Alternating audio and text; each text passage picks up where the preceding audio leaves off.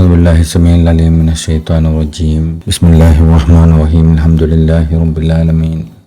اللهم صل على سيدنا محمد الفاتح لما أغلق والخاتم لما سبق ناصر الحق بالحق والهادي إلى صراطك المستقيم وعلى آله حق قدره ومقداره العظيم. يا همة الشيخ اضري لنا بهذا المحضر وتأتي في بمرات تأتي لنا بالغفر.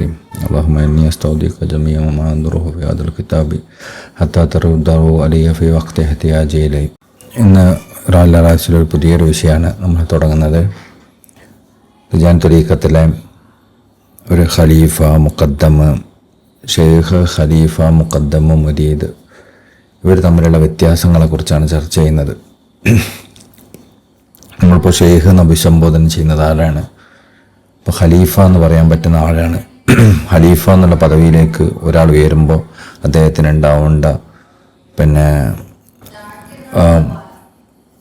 ഉണ്ടാവേണ്ട qualities എന്തൊക്കെയാണ്? ഒരു മുഖദ്ദമും ഖലീഫയും തമ്മിലുള്ള വ്യത്യാസം എന്താണ്? ഇത്തരം കാര്യങ്ങളാണ് കൂടുതലും ചർച്ച ചെയ്യുന്നത്. ഇൻഷാ അല്ലാഹ് അതിൽ തന്നെ ഒരു ഖലീഫൻ്റെ ചർച്ചകളാണ് ഇന്ന് കൂടുതൽ നടത്തുന്നത്. മുഖദ്ദമിലേക്കൊന്നും എത്താനുണ്ടാവില്ല ഇൻഷാ അല്ലാഹ്. ഇന്ന് ഞാനതിൻ്റെ മലയാളം മാത്രം വായിക്കാം. ഇനി യഥാർത്ഥ ഇബ്രാഹിമിയ, അഹമ്മദിയ, മുഹമ്മദിയ, തിജാനിയ ത്വരീഖത്തിൽ ഒരു മുറബ്ബിക്കും മുഖദ്ദമിനും ഖലീഫക്കും വേണ്ട നിബന്ധനകൾ എന്തൊക്കെയാണെന്ന് മനസ്സിലാക്കുക. ഷെയ്ഖ് തൻ്റെ പൂർണ്ണമായ വസ്ത്രങ്ങൾ അണിയിക്കുകയും ഭൗതികമായും ആത്മീയമായും തൻ്റെ സകലവിധ സജ്ജീകരണങ്ങളും നൽകി അധികാരപ്പെടുത്തുകയും ചെയ്ത വ്യക്തിയാണ് ഖലീഫ. അദ്ദേഹമാണ് ഷെയ്ഖിൻ്റെ യഥാർത്ഥ സഹചാരി. മറ്റുള്ളവരെല്ലാം ഷെയ്ഖിൻ്റെ ചില കാൽപ്പാടുകളെ പിന്തുടരുന്നവർ മാത്രമാണ്, അതിനപ്പുറമല്ല. അതുകൊണ്ട്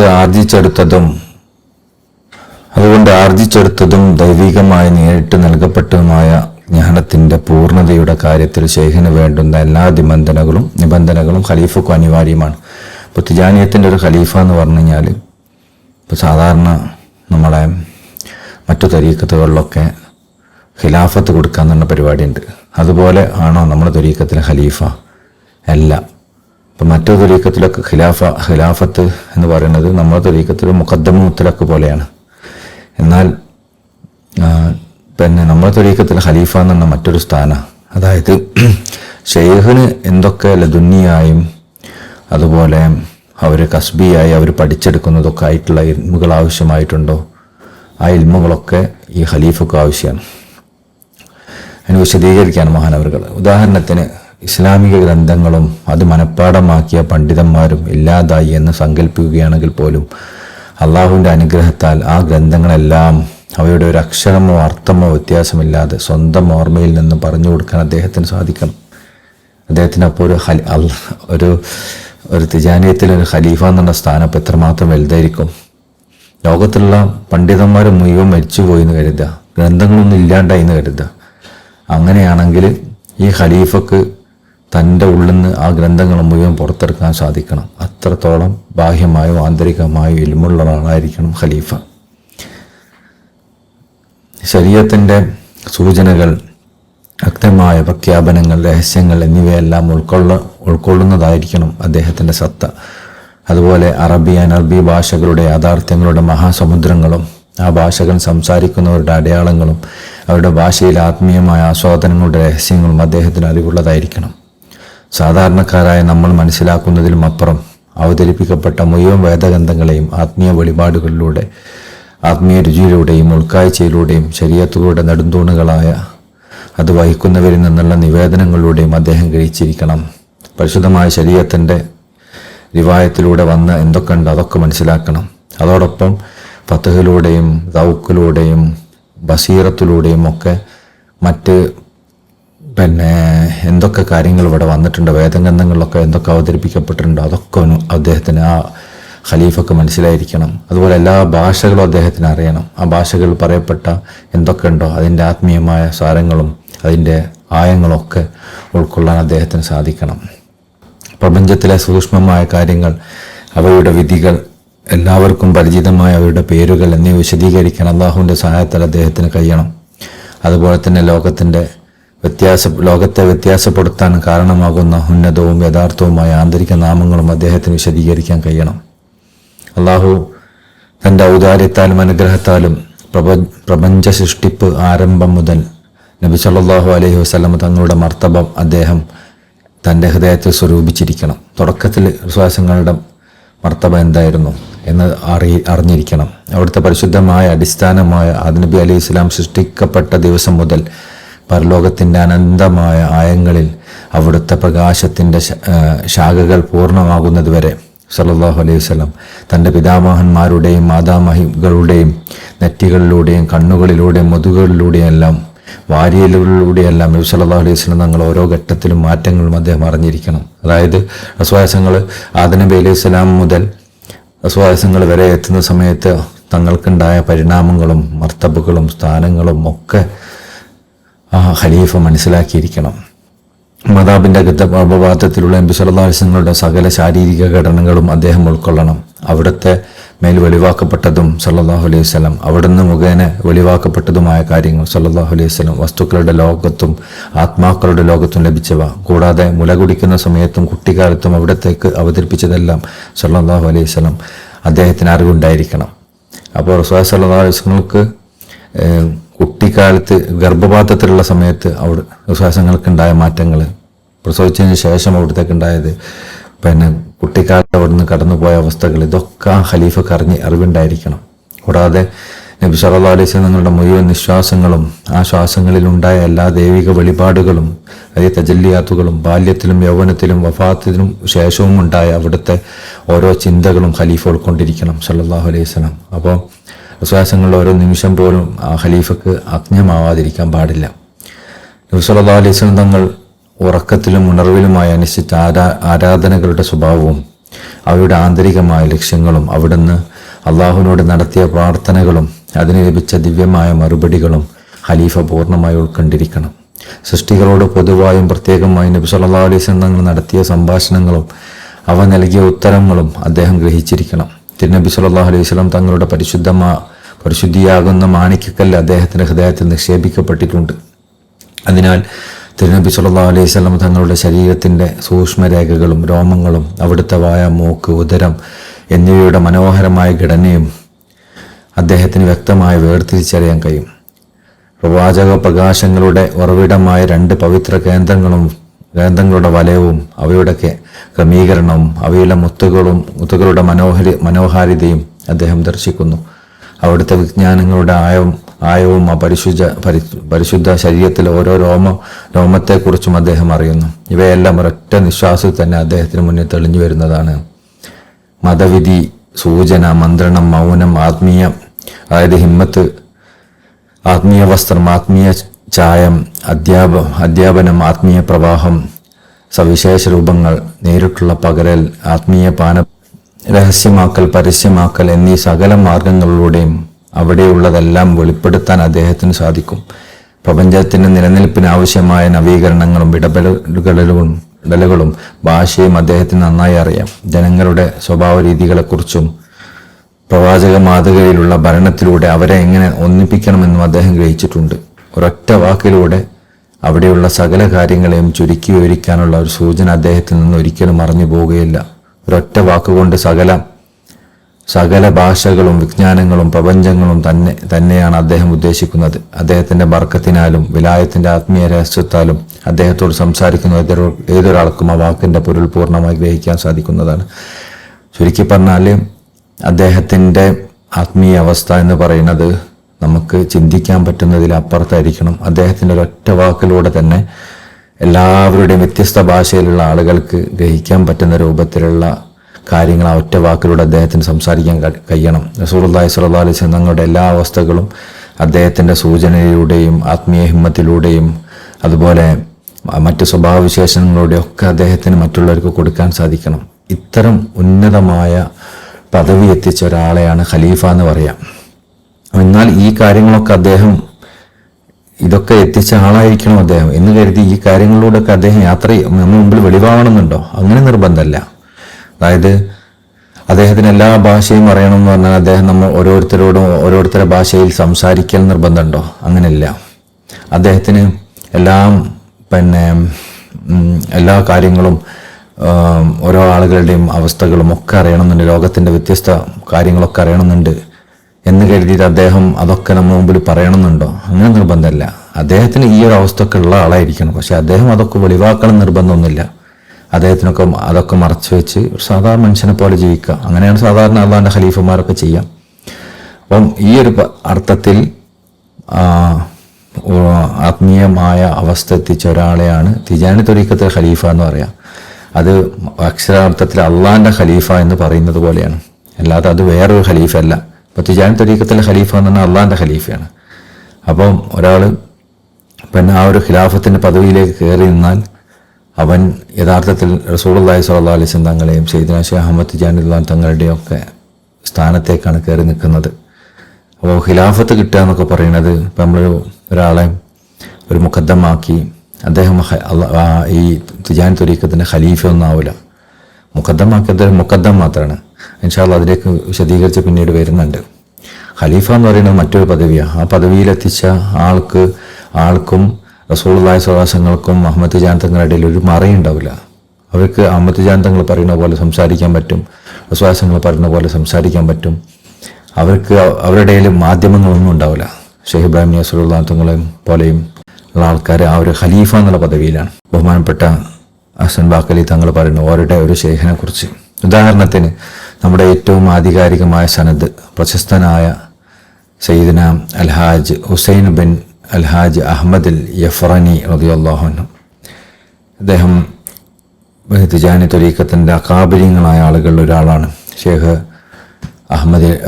ഷെയ്ഖ് ഹുസൈൻ അലി യഫ്റനി റളിയല്ലാഹു അൻഹു, ഷെയ്ഖ് ഇബ്രാഹിം നിയാസ് റളിയല്ലാഹു അൻഹു തങ്ങളുടെയൊക്കെ സനദ് മഹാനവറിലേക്ക് ചെന്നെത്തുന്നുണ്ട്. ഒരിക്കലും ഷെയ്ഖിന് ഫാസിൽ വെച്ചിട്ട് അവിടുത്തെ ഒരു പ്രധാനപ്പെട്ട മുഖദ്ദമ ഷെയ്ഖിന് ഇജാസത്ത് കൊടുക്കുന്നുണ്ട്. അദ്ദേഹത്തിൻ്റെ ഷെയ്ഖ് ബഹുമാനപ്പെട്ട ഷെയ്ഖ് ഹുസൈൻ അലി ഫറനി റളിയല്ലാഹു അൻഹു തങ്ങളായിരുന്നു. അപ്പോൾ ഈ മഹാന് ഷെയ്ഖ് ഇബ്രാഹിം നിയാസ് റളിയല്ലാഹു അൻഹു തങ്ങളെയും സനദിലുള്ള ആളാണ്. ശരിക്കും ഷെയ്ഖ് ഇബ്രാഹിം നിയാസ് തങ്ങളുടെ ഷെയ്ഖിൻ്റെ ഷെയ്ഖായി വരും. നാം അദ്ദേഹത്തിൽ നിന്ന് യാതൊരു ഇടനിലക്കാരനുമില്ലാതെ സ്വീകരിച്ചത്. ഒരിക്കൽ അദ്ദേഹം എന്നോട് പറഞ്ഞു, താങ്കൾ നമ്മെ കാണാൻ വേണ്ടി മാത്രമാണ് വന്നത്? അതേ എന്ന് ഞാൻ മറുപടി നൽകി. മറ്റു ലക്ഷ്യവുമില്ലാതെയാണോ എന്ന് അദ്ദേഹം ചോദിച്ചപ്പോൾ ഞാൻ അതേ എന്ന് മറുപടി പറഞ്ഞു. അപ്പോൾ അദ്ദേഹം പറഞ്ഞു, അല്ലാഹുവിന് സ്തുതി, നമ്മെ കാണാൻ വേണ്ടി മക്കയിൽ നിന്ന് വരെ ആളുകൾ വരാറുണ്ട്. തുടർന്ന് ഒരു പ്രധാന വിഷയത്തിൽ നിന്ന് മാറി അദ്ദേഹം പറഞ്ഞു, ഞാനൊരു കാന്തക്കല്ലാണ്. ഭൗതികവും ആത്മീയവുമായ ഏത് ഉപജീവനങ്ങളിലും ഞാൻ ഇടനിലക്കാരനാവൽ നിർബന്ധമാണ്. അതായത് ലോകത്ത് ഭൗതികമായിട്ടോ ആത്മീയമായിട്ടോ എന്തൊക്കെ ആളുകൾക്ക് കിട്ടുന്നുണ്ടോ അതിലൊക്കെ ഞാൻ വഴിയാണ് എല്ലാവർക്കും കിട്ടുന്നത്. കിഴക്കും പടിഞ്ഞാറുമുള്ള ആത്മീയ രഹസ്യം കരസ്ഥമാക്കി ഏതൊരാളും എൻ്റെ കൈകളിൽ വന്നെത്തൽ അനിവാര്യമാണ്. അതായത് ഏതൊരാൾക്കും രഹസ്യം ലഭിക്കുന്നുണ്ടോ, ആത്മീയമായ രഹസ്യം ലഭിച്ചിട്ടുണ്ടോ, ആ രഹസ്യമൊക്കെ എൻ്റെ കൈകളിലൂടെ കൊടുക്കൽ നിർബന്ധമാണ്. ഞാനാണ് എല്ലാവർക്കും കൊടുക്കുന്നത്. അപ്പോൾ ഓരോ എത്തിച്ച സ്ഥാനപ്പം എന്താ? ബഹുമാനപ്പെട്ട ഹുസൈൻ അലി യഫ്റനി റളിയല്ലാഹു അൻഹു തങ്ങൾ എത്തിച്ച സ്ഥാനം ഈ ഖിലാഫത്ത് എന്ന സ്ഥാനമാണ്. അതിന് ഉദാഹരണം പറയാം. കാരണം ഒരിങ്ങനെ പറയാൻ കാരണം അങ്ങനെ സയ്യിദുനാ ഷെയ്ഖ് റളിയല്ലാഹു അൻഹു തങ്ങളുടെ റസൂലുള്ളാഹി സ്വല്ലല്ലാഹു അലൈഹി വസല്ലം പരിപൂർണനായ ഖലീഫ എന്നുള്ള സ്ഥാനത്തേക്ക് മഹാനുകൾ ഉയർന്നു. അദ്ദേഹം തൻ്റെ അനുഗ്രഹീതമായ വലത്തെ കാൽമുട്ടിൽ വെച്ചു. അതിൻ്റെ വിരലുകൾ വിടർത്തി വെച്ച് അവരെ ആകർഷിക്കുന്നതിൻ്റെയും പിടിക്കുന്നതിൻ്റെയും ഒരുമിച്ച് കൂട്ടുന്നതിൻ്റെ രൂപത്തിൽ ചുരുട്ടി തന്നിലേക്ക് അടുപ്പിച്ചു. അതായത് ഇങ്ങനെ കൈകൊണ്ടിങ്ങനെ മൊത്തം അടുപ്പിക്കുന്ന പോലെ, ലോകം മൊത്തം എൻ്റെ കൈപ്പിടിയിലാണെന്നൊക്കെ പറയുന്ന പോലെ. മൊഹീദ്ദീൻ ഷേഖ് പറഞ്ഞില്ല, ഭൂമി ഒരുണ്ട പോലെ എൻ കയ്യിൽ എന്നോർ എന്ന് പറയുന്നത് പോലെ. എന്നിട്ട് തൻ്റെ രക്ഷിതാവിന് അറിവിനനുസരിച്ച് ഓരോരുത്തർക്കും അവകാശപ്പെട്ടത് അദ്ദേഹം നൽകി. അദ്ദേഹം വീണ്ടും പറഞ്ഞു, സയ്യിദുനാ റളിയല്ലാഹു അൻഹു തങ്ങളുടെ അനുചരന്മാരായ ഫുഖറാക്കളുടെ എണ്ണത്തിൻ്റെ തുല്യമായ സത്തകൾ എൻ്റെ പക്കലുണ്ട്. അതിനാൽ ഒരു ഫക്കീർ വർദ്ധിക്കുമ്പോഴെല്ലാം അള്ളാഹു അതിന് പകരമായ ഒരു സത്തയെ നമുക്ക് വർദ്ധിപ്പിച്ചു തരുന്നു. അള്ളാഹുവിന് സർവസ്തുതിയും. അതായത് ഓരോ മുരീദ് കൂടുന്നതിനനുസരിച്ച് ഓരോ മുരീദിൻ്റെ എണ്ണത്തിനനുസരിച്ച് എൻ്റെ ശരീരങ്ങളും കൂടുന്നുണ്ട്. അത് ഓരോ മുരീദിൻ്റെയും കൂടെ ഞാനുണ്ട് എന്ന് പറയുന്ന പോലെ. ഒരിക്കൽ ഔലിയാക്കന്മാരെ എണ്ണിപ്പറയുകയും അവരുടെ ഉന്നതമായ പദവികൾ സ്മരിക്കുകയും ചെയ്യുന്നതിനിടയിൽ അദ്ദേഹം എന്നോട് സംസാരിക്കുകയുണ്ടായി. ഓരോ ദർഗയിലുമുള്ള ഔലിയാക്കളെക്കുറിച്ചും അദ്ദേഹം ഞങ്ങൾക്ക് വിശദീകരിച്ചു തന്നു. തുടർന്ന് സൂസ് പ്രദേശത്തെ തങ്ങന്മാരിലേക്ക് കടക്കുകയും അവരെക്കുറിച്ച് വളരെ കൃത്യമായി വിവരിക്കുകയും ചെയ്തു. അവരിൽ വ്യാജമായി കടന്നുകൂടിയവരെക്കുറിച്ചും സ്വന്തം പരമ്പരയെ അവഗണിക്കുകയും അതിൻ്റെ വേരുകൾ നഷ്ടപ്പെടുകയും ചെയ്തവരെക്കുറിച്ചും അദ്ദേഹം വ്യക്തമാക്കി. അപ്പോൾ ഇതൊക്കെ മൂപ്പരുടെ ബസീറത്ത് എന്ന് പറയുന്നതാണ്. ഔലിയാക്കന്മാരെങ്ങനെ എണ്ണി പറഞ്ഞു, ഓരോ ദർഗയിൽ ഇന്ന വലിയ എന്ന് പറഞ്ഞു. ആ നാട്ടിലുള്ള തങ്ങന്മാരെ മൊത്തം എണ്ണി പറഞ്ഞതൊക്കെ ബാഹ്യമായ പഠിച്ചെടുത്തതല്ല. എന്നിട്ട് ആ എണ്ണി പറഞ്ഞു. ഇനി പറഞ്ഞ കൂട്ടത്തിൽ ഇവർ ശരിക്കുള്ള തങ്ങന്മാരാണ്, ഇവർ ശരിക്കുള്ള തങ്ങന്മാരല്ല. ചിലവർ തങ്ങന്മാരാണെന്ന് അറിയാത്തവരുണ്ട്, ശരിക്കും തങ്ങന്മാരായിരിക്കും. അങ്ങനത്തെ ആൾക്കാരെല്ലാവരും പറഞ്ഞു.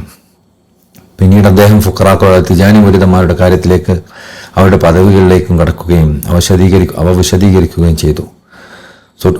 സുഡാനിലെ ഒരു ഗ്രാമത്തിൽ നിന്ന് 600 പേര് തരീക്കത്തിൽ പ്രവേശിച്ചതായി അദ്ദേഹം പറഞ്ഞു. ആശ്ചര്യത്താൽ ആ ഗ്രാമത്തിൻ്റെ പേര് ഞാൻ മറന്നുപോയി. സുഡാൻ ഇവർ ഫാസിലല്ല ഉള്ളത്, മഗ്രിബിലാണുള്ളത്. സുഡാനിലുള്ള 600 ആൾക്കാർ തരീക്കത്ത് സ്വീകരിച്ചപ്പോൾ ഇവർ ഇവിടെ നിന്ന് പറയാൻ തുടങ്ങി. വെള്ളിയാഴ്ച മുതൽ അദ്ദേഹത്തോടൊപ്പം ഉള്ള നമ്മുടെ സദസ്സ് വരെയും ഏകദേശം 6 ദിവസങ്ങളിലായിരുന്നു അത്. ഇതിൻ്റെ ഇടയിൽ ഈ 6 ദിവസത്തിലായി കാര്യങ്ങളൊക്കെ പറഞ്ഞത്. നമുക്ക് സുഡാനും ഇടയിൽ ഒരുപാട് ദൂരമുണ്ട്. ഞങ്ങളുടെ സദസ്സ് അള്ളാഹു കാത്തുരക്ഷിക്കുന്ന സൂസ് പ്രദേശത്തിലെ തിസ്റ്റിനിറ്റിലായിരുന്നു. അദ്ദേഹത്തിൻ്റെ പുണ്യ കബറിടത്തിൻ്റെ ശ്വാസങ്ങൾ നിറഞ്ഞു നിന്ന സ്ഥാനമാണത്. മഹാനവകളുടെ മക്കാം ആ സ്ഥലത്താണുള്ളത്. അവിടെ വെച്ചിട്ടായിരുന്നു നമ്മൾ ഈ സദസ്സ് ഉണ്ടായിരുന്നെന്നർത്ഥം. അപ്പം മഹാനവകൾ ഒരു ഉദാഹരണം പറയുകയാണ്. തിജാനത്തിൻ്റെ ഒരു ഖലീഫക്ക് ഉദാഹരണമാണ് ബഹുമാനപ്പെട്ട ഷെയ്ഖ് ഹുസൈൻ അൽ യഫ്രനി റളിയല്ലാഹു അൻഹു. അദ്ദേഹത്തിൻ്റെ അവസ്ഥകളൊപ്പം വിവരിച്ചു തരുന്നതിലൂടെ എങ്ങനെയായിരിക്കും ഒരു ഖലീഫ എന്ന് മനസ്സിലാവും. അദ്ദേഹം എന്നോട് പറഞ്ഞു, ഏറ്റവും വലിയ ഖലീഫയായ മൗലാന അൽ അറബി ബിൻ സായിഖ് റളിയല്ലാഹു അൻഹു തങ്ങളുടെ പക്കലുള്ള എല്ലാ അറിവുകളും അനുഗ്രഹങ്ങളും എനിക്ക് ചൊരിഞ്ഞ് നൽകപ്പെട്ടിരിക്കുന്നു. അതായത് ബഹുമാനപ്പെട്ട അറബി ബിൻ സാഹിർ റളിയല്ലാഹു അൻഹു തങ്ങൾ എല്ലാവരും അറിയപ്പെടുന്ന ബുഗയത്തുൽ മുസ്തഫീദിന്റെ രചയിതാവായ ബഹുമാനപ്പെട്ട അറബി ബിൻ സാഹിർ റളിയല്ലാഹു അൻഹു തങ്ങൾ തിജാനിയത്തിന്റെ ഏറ്റവും വലിയ ഖലീഫമാരിൽപ്പെട്ട ഒരാളാണെന്നുള്ള ആർക്കും സംശയമല്ല. എന്നാൽ ബഹുമാനപ്പെട്ട അറബി ബിൻ സാഹിർ റളിയല്ലാഹു അൻഹു തങ്ങൾക്ക് എന്തൊക്കെ അറിവ് നൽകപ്പെട്ടിട്ടുണ്ടോ, അവർക്ക് എന്തൊക്കെ ബർക്കത്ത് നൽകപ്പെട്ടിട്ടുണ്ടോ, അതൊക്കെ ബഹുമാനപ്പെട്ട ഹുസൈൻ അൽ യഫ്രനി റളിയല്ലാഹു അൻഹു തങ്ങൾക്ക് നൽകപ്പെട്ടിട്ടുണ്ടെന്ന് അദ്ദേഹം എന്ന് പറയാണ്. അതിന് പുറമെ ഔലിയാക്കളുടെ മഹാന്മാരായ 20 റിജാലിങ്ങളുടെ അവസ്ഥ എനിക്ക് വർദ്ധിപ്പിച്ച് നൽകിയിട്ടുണ്ട്. അപ്പോൾ ബഹുമാനപ്പെട്ട അറബി ബിൻ സാഹിർ തങ്ങൾക്ക് നൽകപ്പെട്ടത് എന്തൊക്കെയാണ് അതൊക്കെ നൽകി. അതിന് പുറമെ വലിയ ആരിഫീങ്ങളായ 20 ഔലിയാക്കന്മാരുടെ അവസ്ഥകൾ എക്സ്ട്രയും അള്ളാഹു അവർക്ക് കൊടുത്തിട്ടുണ്ട്. അദ്ദേഹം പറഞ്ഞു, ഞാനാണ് അദ്ദേഹത്തിലേക്കുള്ള വാതിലും പ്രവേശന കവാടവും പുറത്തേക്കുള്ള വഴിയും. എന്നിലൂടെ അല്ലാതെ അദ്ദേഹത്തിലേക്ക് പ്രവേശിക്കാത്ത ഒരാളും അദ്ദേഹത്തിൽ എത്തിച്ചേരുകയില്ല. അതായത് ബഹുമാനപ്പെട്ട അറബി ബിൻ സാഹിർ തങ്ങളിലേക്കുള്ള കവാടവും അറബി ബിൻ സാഹിർ തങ്ങൾക്ക് ഇന്ന് എന്തൊക്കെ ആളുകൾക്ക് ലഭിക്കുന്നുണ്ടോ അതൊക്കെ ബഹുമാനപ്പെട്ട ഹുസൈൻ യഫ്രനി റളിയല്ലാഹു അൻഹു തങ്ങളിലൂടെ കിട്ടുള്ളൂ എന്ന് ഓരെന്നെ പറയാം. സയ്യിദി അൽ അറബി റളിയല്ലാഹു അൻഹു ആരിഫീങ്ങളായ മഹാന്മാരുടെ ഇടയിൽ മതിയായ പ്രശസ്തിയുള്ളവരാണ്. തൻ്റെ ജീവിതത്തിൽ 9 വർഷക്കാലം പൂർണ്ണമായ ഖുതുബിയ്യത്തിന്റെ ഉന്നത ഖിലാഫത്ത് പദവിയിൽ അദ്ദേഹം ഉപവിഷ്ടനായി. അതായത് ജീവിതകാലത്ത് അറബി ബിൻ സാഹിർ തങ്ങൾ 9 വർഷം ഖുതുബാനിയത്തുൽ ഉലമ എന്നുള്ള മഖാമിൽ ഇരുന്നിട്ടുണ്ട്. അദ്ദേഹത്തിന് അനന്തരാവകാശിയായി നമ്മുടെ സനദ്, അതായത് ഷെയ്ഖ് യഫ്രനി റളിയല്ലാഹു അൻഹു, അത് അദ്ദേഹത്തിന് അനന്തരം എടുക്കുകയും ചെയ്തു. അതായത് ബഹുമാനപ്പെട്ട അറബി ബിൻ സാഹിർ റളിയല്ലാഹു അൻഹു തങ്ങൾ വഫാത്തതിന് ശേഷം ആ ഖുതുബാനിയത്തിന്റെ സ്ഥാനത്തിലേക്ക് കയറിയുന്ന ആളാണ് ബഹുമാനപ്പെട്ട ഹുസൈൻ അൽ യഫ്രനി റളിയല്ലാഹു അൻഹു തങ്ങൾ. ഹജ്ജ് കഴിഞ്ഞ് മടങ്ങുമ്പോൾ ഉണ്ടായ രോഗവുമായി ബന്ധപ്പെട്ട പ്രസിദ്ധമായ ഒരു സംഭവത്തിൽ അദ്ദേഹം എന്നോട് പറഞ്ഞു, ഖുതുബുൽ മഖ്തൂം സയ്യിദുനാ ശൈഖ് റളിയല്ലാഹു തങ്ങൾ എന്നോട് പറഞ്ഞു. അതായത് ഒരു ബഹുമാനപ്പെട്ട ഹുസൈൻ യഫ്രനി റളിയല്ലാഹു തങ്ങൾ ഹജ്ജ് ചെയ്ത് മടങ്ങി വരുമ്പോൾ അദ്ദേഹത്തിന് ഒരു രോഗം വന്നു. അപ്പോൾ ആ രോഗത്തിന്റെ സമയത്ത് ബഹുമാനപ്പെട്ട സയ്യിദുനാ ശൈഖ് അഹ്മദ് തിജാനി റളിയല്ലാഹു തങ്ങൾ ബഹുമാനപ്പെട്ട ഹുസൈൻ യഫ്രനി റളിയല്ലാഹു തങ്ങളോട് പറഞ്ഞു. അതായത് അന്ന് പറഞ്ഞു എന്ന് പറഞ്ഞാൽ നേരിട്ടല്ല, ആത്മീയമായി പറഞ്ഞു, ഇത് രോഗമല്ല, മറിച്ച് ഞാനാണ് താങ്കളുടെ സത്തയിലേക്ക് പ്രവേശിച്ചിരിക്കുന്നത്. അതിനാൽ താങ്കളുടെ നാട്ടിലേക്ക് മടങ്ങുക. കാരണം മുസ്ലിമീങ്ങളുടെ ചുമതലയുടെ ഊഴം ഇപ്പോൾ താങ്കളിൽ എത്തിച്ചേർന്നിരിക്കുന്നു. അതായത് നിങ്ങൾ പരിപൂർണനായ എൻ്റെ ഖലീഫയായി മാറിയിരിക്കുന്നു. നിങ്ങളിലൂടെ ഞാനാണ് പ്രവർത്തിക്കാൻ പോണത്. ഞാൻ വന്നതിൻ്റെ ഒരു അസുഖമാണത്. പിന്നെ ഉണ്ടല്ലോ റസൂലുള്ളാഹി സ്വല്ലല്ലാഹു അലൈഹി വസല്ലമക്ക് പിന്നെ വഹി ലഭിച്ച സമയത്ത് അവിടത്തേക്ക് വറക്കലൊക്കെ ഉണ്ടായില്ലേ, അവിടത്തേക്ക് പനി വരുന്ന പോലൊക്കെ തോന്നിയല്ലോ.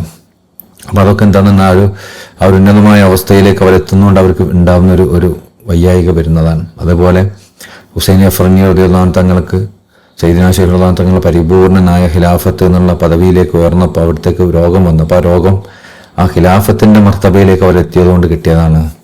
അതുകൊണ്ട് നിങ്ങൾ ഇതൊരു മോശം സൈനായിട്ട് കാണണ്ട, നിങ്ങൾ പോയിക്കോളി, ഞാനാണ് നിങ്ങളെ ശരീരത്തിലുള്ളത്, നിങ്ങളിലൂടെ ഞാനാണ് പറയാൻ പോണത്, സംസാരിക്കാൻ പോണത്, നിങ്ങൾ നാട്ടിലേക്ക് പോയിക്കോളൂ, എൻ്റെ പകരമായി ഇനി ആളുകളെ അള്ളാഹിലേക്ക് ക്ഷണിച്ചോളൂ എന്ന് സയ്യിദുനാ ശൈഖ് റളിയല്ലാഹു തങ്ങൾ അവരോട് പറയണം.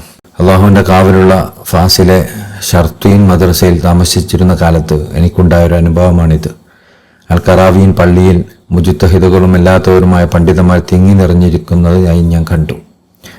ഞാൻ ഷമ്മായിൽ ഭാഗത്തേക്കുള്ള പള്ളിയുടെ വാതിലിനരികിൽ നിൽക്കുകയായിരുന്നു. അപ്പോൾ ഒരാൾ എന്നോട് പറഞ്ഞു, ഷെയ്ഖിൻ്റെ ഖലീഫയെ താങ്കൾ അറിയണമെങ്കിൽ പള്ളിയിലെ അനസ എന്ന ഭാഗത്തേക്ക് ചൊല്ലുക, എന്നിട്ട് 3 തവണ ഇങ്ങനെ പറയുക, ഓ പണ്ഡിതന്മാരുടെ നേതാവേ, അവരുടെ യജമാനനെ, അവരുടെ ഇമാമെ എന്നിങ്ങനെ പറഞ്ഞാൽ മതിയെന്ന്. അപ്പോൾ ഷെയ്ഖിൻ്റെ ഖലീഫ എന്ന് പറഞ്ഞാൽ ഈ പറയുന്ന ഖിലാഫത്ത് ആ ലഭിച്ച ഒരാളെ നിങ്ങൾ കാണണോ, നിങ്ങൾ ആ മൂലയിൽ പോയിട്ട് പണ്ഡിതന്മാരുടെ നേതാവേ, അവരുടെ യജമാനായവരെ, അവരുടെ ഇമാമെ എന്നൊക്കെ വിളിച്ചാൽ മതി. അപ്പോൾ ഈ പണ്ഡിതന്മാരോട് എല്ലാ പണ്ഡിതന്മാരുടെ നേതാവേ എന്നൊക്കെ വിളിക്കുമ്പോൾ അവരിലാരും എഴുന്നേറ്റിക്കൊന്നുമില്ല. കാരണം എഴുന്നേറ്റ് ഞാനിപ്പോൾ അത്ര വലിയ പണ്ഡിതനായിട്ടൊന്നുമില്ലല്ലോ എന്ന് എല്ലാവർക്കും തോന്നുള്ളൂ. അങ്ങനെ ആരെങ്കിലും എഴുന്നേറ്റ് നിൽക്കുന്നുണ്ടെങ്കിൽ അത് അദ്ദേഹം സമ്മതത്തോടു കൂടിയും കൽപ്പനയോടു കൂടി മാത്രമേ എഴുന്നേറ്റിക്കുള്ളൂ. അപ്പോൾ ആ വാക്കുകൾ എന്നിൽ ആഴത്തിൽ പതിഞ്ഞു. അദ്ദേഹം തുടർന്നു, പണ്ഡിതന്മാർക്കിടയിൽ അവരുടെ യജമാനായ ഒരാൾക്കല്ലാതെ താങ്കളുടെ മറുപടി നൽകാൻ കഴിയില്ല. അൽ ഹാജു ഹുസൈൻ അലി അഫ്രനിക്കല്ലാതെ മറ്റാർക്കും അതിന് ധൈര്യമുണ്ടാകില്ല. കാരണം അദ്ദേഹമാണ് അതിലെ അമരക്കാരൻ. ഇത് കേട്ട് ഞാൻ അത് 3 തവണ വിളിച്ചു പറഞ്ഞു. അപ്പോൾ അദ്ദേഹം മെഹ്റാബിൻ്റെ വലത്തുഭാഗത്ത് നിന്ന് നിൽക്കുന്നത് കണ്ടു. അദ്ദേഹം എന്നോട് പറഞ്ഞു, അതെ, ഞാനാണ് പണ്ഡിതന്മാരുടെ നേതാവും യജമാനും അവരുടെ ഇമാമും ഒക്കെ ഞാനാണ്.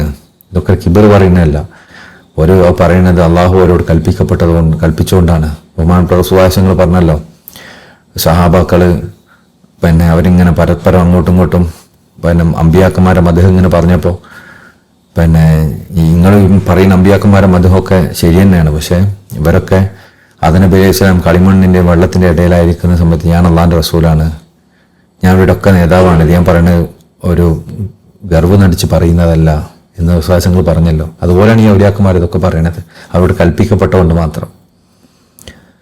അപ്പോൾ എന്നോട് സംസാരിച്ചു കൊണ്ടിരുന്നവർ ചിരിച്ചുകൊണ്ട് പറഞ്ഞു, അദ്ദേഹത്തിനല്ലാതെ മറ്റാർക്കും അത് തുറന്നു പറയാൻ കഴിയില്ലെന്ന് ഞാൻ താങ്കളോട് ആദ്യമേ പറഞ്ഞിരുന്നല്ലോ, ഓർക്കുന്നില്ലെന്ന് അദ്ദേഹം പറഞ്ഞു. മറ്റൊരിക്കൽ ഉണർന്നിരിക്കുന്ന അവസ്ഥയിൽ അദ്ദേഹം എന്നോട് പറഞ്ഞു, ഷെയ്ഖിൻ്റെ പ്രകാശങ്ങളുടെ ഗാംഭീര്യം കാരണം എൻ്റെ സദസ്സിൽ വെച്ച് സംസാരിക്കാൻ പണ്ഡിതന്മാർക്ക് ആർക്കും സാധിക്കില്ല. പിന്നെ അദ്ദേഹം കൂട്ടിച്ചേർത്തു, എൻ്റെ ജീവിതത്തിൽ കുട്ടിക്കാലത്ത് പോലും ഞാൻ കളിച്ചിട്ടില്ല. ബഹുമാനപ്പെട്ട ഹുസൈൻ അഫ്രനി റളിയല്ലാഹു തങ്ങൾ പറയണം, എൻ്റെ ജീവിതത്തിൽ കുട്ടിക്കാലത്ത് പോലും ഞാൻ കളിച്ചിട്ടില്ല. നമ്മുടെ കാലഘട്ടത്തിലെ ഷെയ്ഖിൻ്റെ ഖിലാഫത്ത് കുറിച്ച് ഞാൻ അദ്ദേഹത്തോട് ചോദിച്ചു. അപ്പം ആരാണ് നമ്മളെ കാലഘട്ടത്തിൽ ഷെയ്ഖിൻ്റെ ഖലീഫ ആരാണെന്ന് ചോദിച്ചു. അപ്പം എല്ലാ സമയത്തും ഇങ്ങനെ ഒരു വെളിവാക്കി പറയണം നിർബന്ധമില്ലല്ലോ. അപ്പോൾ അദ്ദേഹം പറഞ്ഞു, അത് വെളിപ്പെടുത്തേണ്ട ഒന്നല്ല എന്നായിരുന്നു അദ്ദേഹത്തിൻ്റെ മറുപടി. ഞാൻ വീണ്ടും ചോദിച്ചപ്പോൾ തനിക്ക് മുമ്പുള്ള ഖലീഫന്മാരെ കുറിച്ച് അദ്ദേഹം സംസാരിച്ചു. മുമ്പ് ഇന്ന ആൾക്കാരൊക്കെ ആയിരുന്നു എന്ന് പറഞ്ഞു. അതിന് യാഥാർത്ഥ്യം വ്യക്തമാക്കി തരാൻ ഞാൻ 3ാമതും ആവശ്യപ്പെട്ടു. പരമോന്നതമായ ഖുത്ബാനിയത്ത് എന്നത് അള്ളാഹു എവിടെയെല്ലാം ആരാധനയാണ് അവിടെയെല്ലാം അള്ളാഹുവിൽ നിന്നുള്ള ഖിലാഫത്താണെന്ന് പറഞ്ഞു. അപ്പം ബഹുമാനപ്പെട്ട ഹുസൈൻ അഫ്രനി റളിയല്ലാഹു തങ്ങൾ ഖുത്ബാൻ എന്നിവർക്കൊക്കെ അറിയാം. അപ്പം അങ്ങനെയുള്ള അവസ്ഥയിൽ ഞാനാണ് അമ്മത്തിയാൻ നിങ്ങൾ ഖലീഫ എന്ന് പറയുന്നതിന് പകരം ഖുത്ബാനിയത്ത് എല്ലാത്തിൻ്റെയും ഖിലാഫത്താണ് എന്ന് പറഞ്ഞു. അത് 3ാമത് ചോദിച്ചപ്പോൾ അങ്ങനെ അദ്ദേഹത്തിൻ്റെ വർക്കത്തായ ജീവകാലത്ത് അദ്ദേഹം ആ സ്ഥാനം തന്നിലേക്ക് ചേർത്ത് പറഞ്ഞു. അദ്ദേഹം നാഥൻ്റെ കാരുണ്യത്തിലേക്ക് യാത്രയായപ്പോൾ അദ്ദേഹത്തിൻ്റെ ശേഷം ആ ബാക്കി ജീവിതത്തിൽ എൻ്റെ ആത്മാവിൻ്റെ സഞ്ചാരം എങ്ങനെയായിരിക്കണമെന്ന് വ്യക്തമാക്കി തരാൻ ഞാൻ ഷെയ്ഖിനോട് ആവശ്യപ്പെട്ടു. അപ്പോൾ എന്നെപ്പോലുള്ള സാധാരണക്കാർക്ക് കാണാൻ കഴിയുന്ന രീതിയിൽ, ഇത് പറയുന്നത് ഹസൻ ബാക്കലി തങ്ങളാട്ടോ, അദ്ദേഹത്തിൻ്റെയും ഷെയ്ഖിൻ്റെയും ആദരണീയമായ രൂപങ്ങൾ ഞാൻ കണ്ടു. അപ്പോൾ സയ്യിദുനാ ശൈഖ് റളിയല്ലാഹു അൻഹു തങ്ങൾ തൻ്റെ സ്നേഹത്തിൻ്റെയും അനുയായികളോടുള്ള സ്നേഹത്തിൻ്റെയും ഖാദിമിന് നേരെ തൻ്റെ അനുഗ്രഹീതമായ കൈ ചൂണ്ടിക്കൊണ്ട് എന്നോട് പറഞ്ഞു, എൻ്റെ അധികാരവും പൂർണ്ണവുമായ പരമ്പര, സൂര്യന്മാരും ചന്ദ്രന്മാരും തിളങ്ങുന്ന നക്ഷത്രങ്ങളും സൽഗുണങ്ങളും എല്ലാം ഒത്തുചേർന്നിട്ടുള്ള ഇതാണ് താങ്കളുടെ ഉസ്താദ്. അതിനാൽ താങ്കളുടെ ലക്ഷ്യങ്ങളെ അദ്ദേഹത്തിലേക്ക് മാത്രം പരിമിതപ്പെടുത്തുക. ഷെയ്ഖ് ഹുസൈൻ അഫ്രനി റളിയല്ലാഹു അൻഹു തങ്ങളെ സൂചിപ്പിച്ചിട്ടായിരിക്കും അത് പറഞ്ഞിട്ട്. അങ്ങനെ ഷെയ്ഖിൻ്റെ സൂചനയുടെ ബർക്കത്താൽ അദ്ദേഹത്തിൻ്റെ യാഥാർത്ഥ്യം എന്നിൽ ലയിച്ചു ചേരുകയും അദ്ദേഹത്തിൻ്റെ വിശേഷണങ്ങൾ എൻ്റെ ശൂന്യതയിൽ ഒരു രൂപമായും ഭാവനയായും പതിഞ്ഞു കിടക്കുകയും ചെയ്തു. സർവ്വസ്തുതിയും ഔദാര്യവും അള്ളാഹുവിന് മാത്രമാകുന്നു. അപ്പോൾ ഖലീഫിനെ കുറിച്ച് വിവരിച്ചത് പറയാണ്. അതിന് ഉദാഹരണം തിജാനി ത്വരീഖത്തിലെ ഖലീഫ എന്നുള്ള സ്ഥാനത്തിന് ഉദാഹരണം ബഹുമാനപ്പെട്ട ഹസൻ ബാക്കലി തങ്ങളുടെ ഷെയ്ഖായിരുന്ന ഇബ്രാഹിം തങ്ങളുടെയും ഷെയ്ഖിൻ്റെ ഷെയ്ഖായിരുന്ന ബഹുമാനപ്പെട്ട ഹുസൈൻ അഫ്രീനി റളിയല്ലാഹു തങ്ങളാണ്. ഇവിടെ ഉദ്ദേശം ഖലീഫയിൽ അനിവാര്യമായും ഉണ്ടായിരിക്കേണ്ട നിബന്ധനകളെക്കുറിച്ച് സൂചിപ്പിക്കുക എന്നത് മാത്രമാണ്, മറ്റൊന്നുമല്ല. കാരണം വാക്കുകളിലും പ്രവർത്തികളിലുമെല്ലാം ഷെയ്ഖിൻ്റെ സ്ഥാനത്താണ് അദ്ദേഹം അവരോധിക്കുന്നത്. അദ്ദേഹമാണ് ചുമതലകളിൽ നിയമിക്കുന്നതും പിരിച്ചുവിടുന്നതും. നബി സല്ലല്ലാഹു അലൈഹി വസല്ലം തങ്ങളുടെ സൽസ്വഭാവങ്ങളും നബി സല്ലല്ലാഹു അലൈഹി വസല്ലങ്ങളുടെ അറിവുകളും ഭരണ നൈപുണ്യവും ബാഹ്യമായും ആന്തരികമായി അദ്ദേഹത്തിന് ഉണ്ടായിരിക്കുക എന്നത് നിർബന്ധമാണ്. അതുപോലെ സൃഷ്ടികളോടുള്ള സ്നേഹവും കാരുണ്യവും അവരെ അള്ളാഹുവിൻ്റെയും അവൻ്റെ റസൂൽ സല്ലല്ലാഹു അലൈഹി വസല്ലം തങ്ങളുടെയും തൃപ്തി കാംക്ഷിച്ച് പൊതുവായ കാര്യങ്ങൾ പൊതുവായും പ്രത്യേകമായ കാര്യങ്ങൾ പ്രത്യേകമായി നോക്കി കാണലും അനിവാര്യമാണ്. അപ്പോൾ അദ്ദേഹത്തിന് സൃഷ്ടികളോട് മുഴുവൻ സ്നേഹം ഉണ്ടാവണം.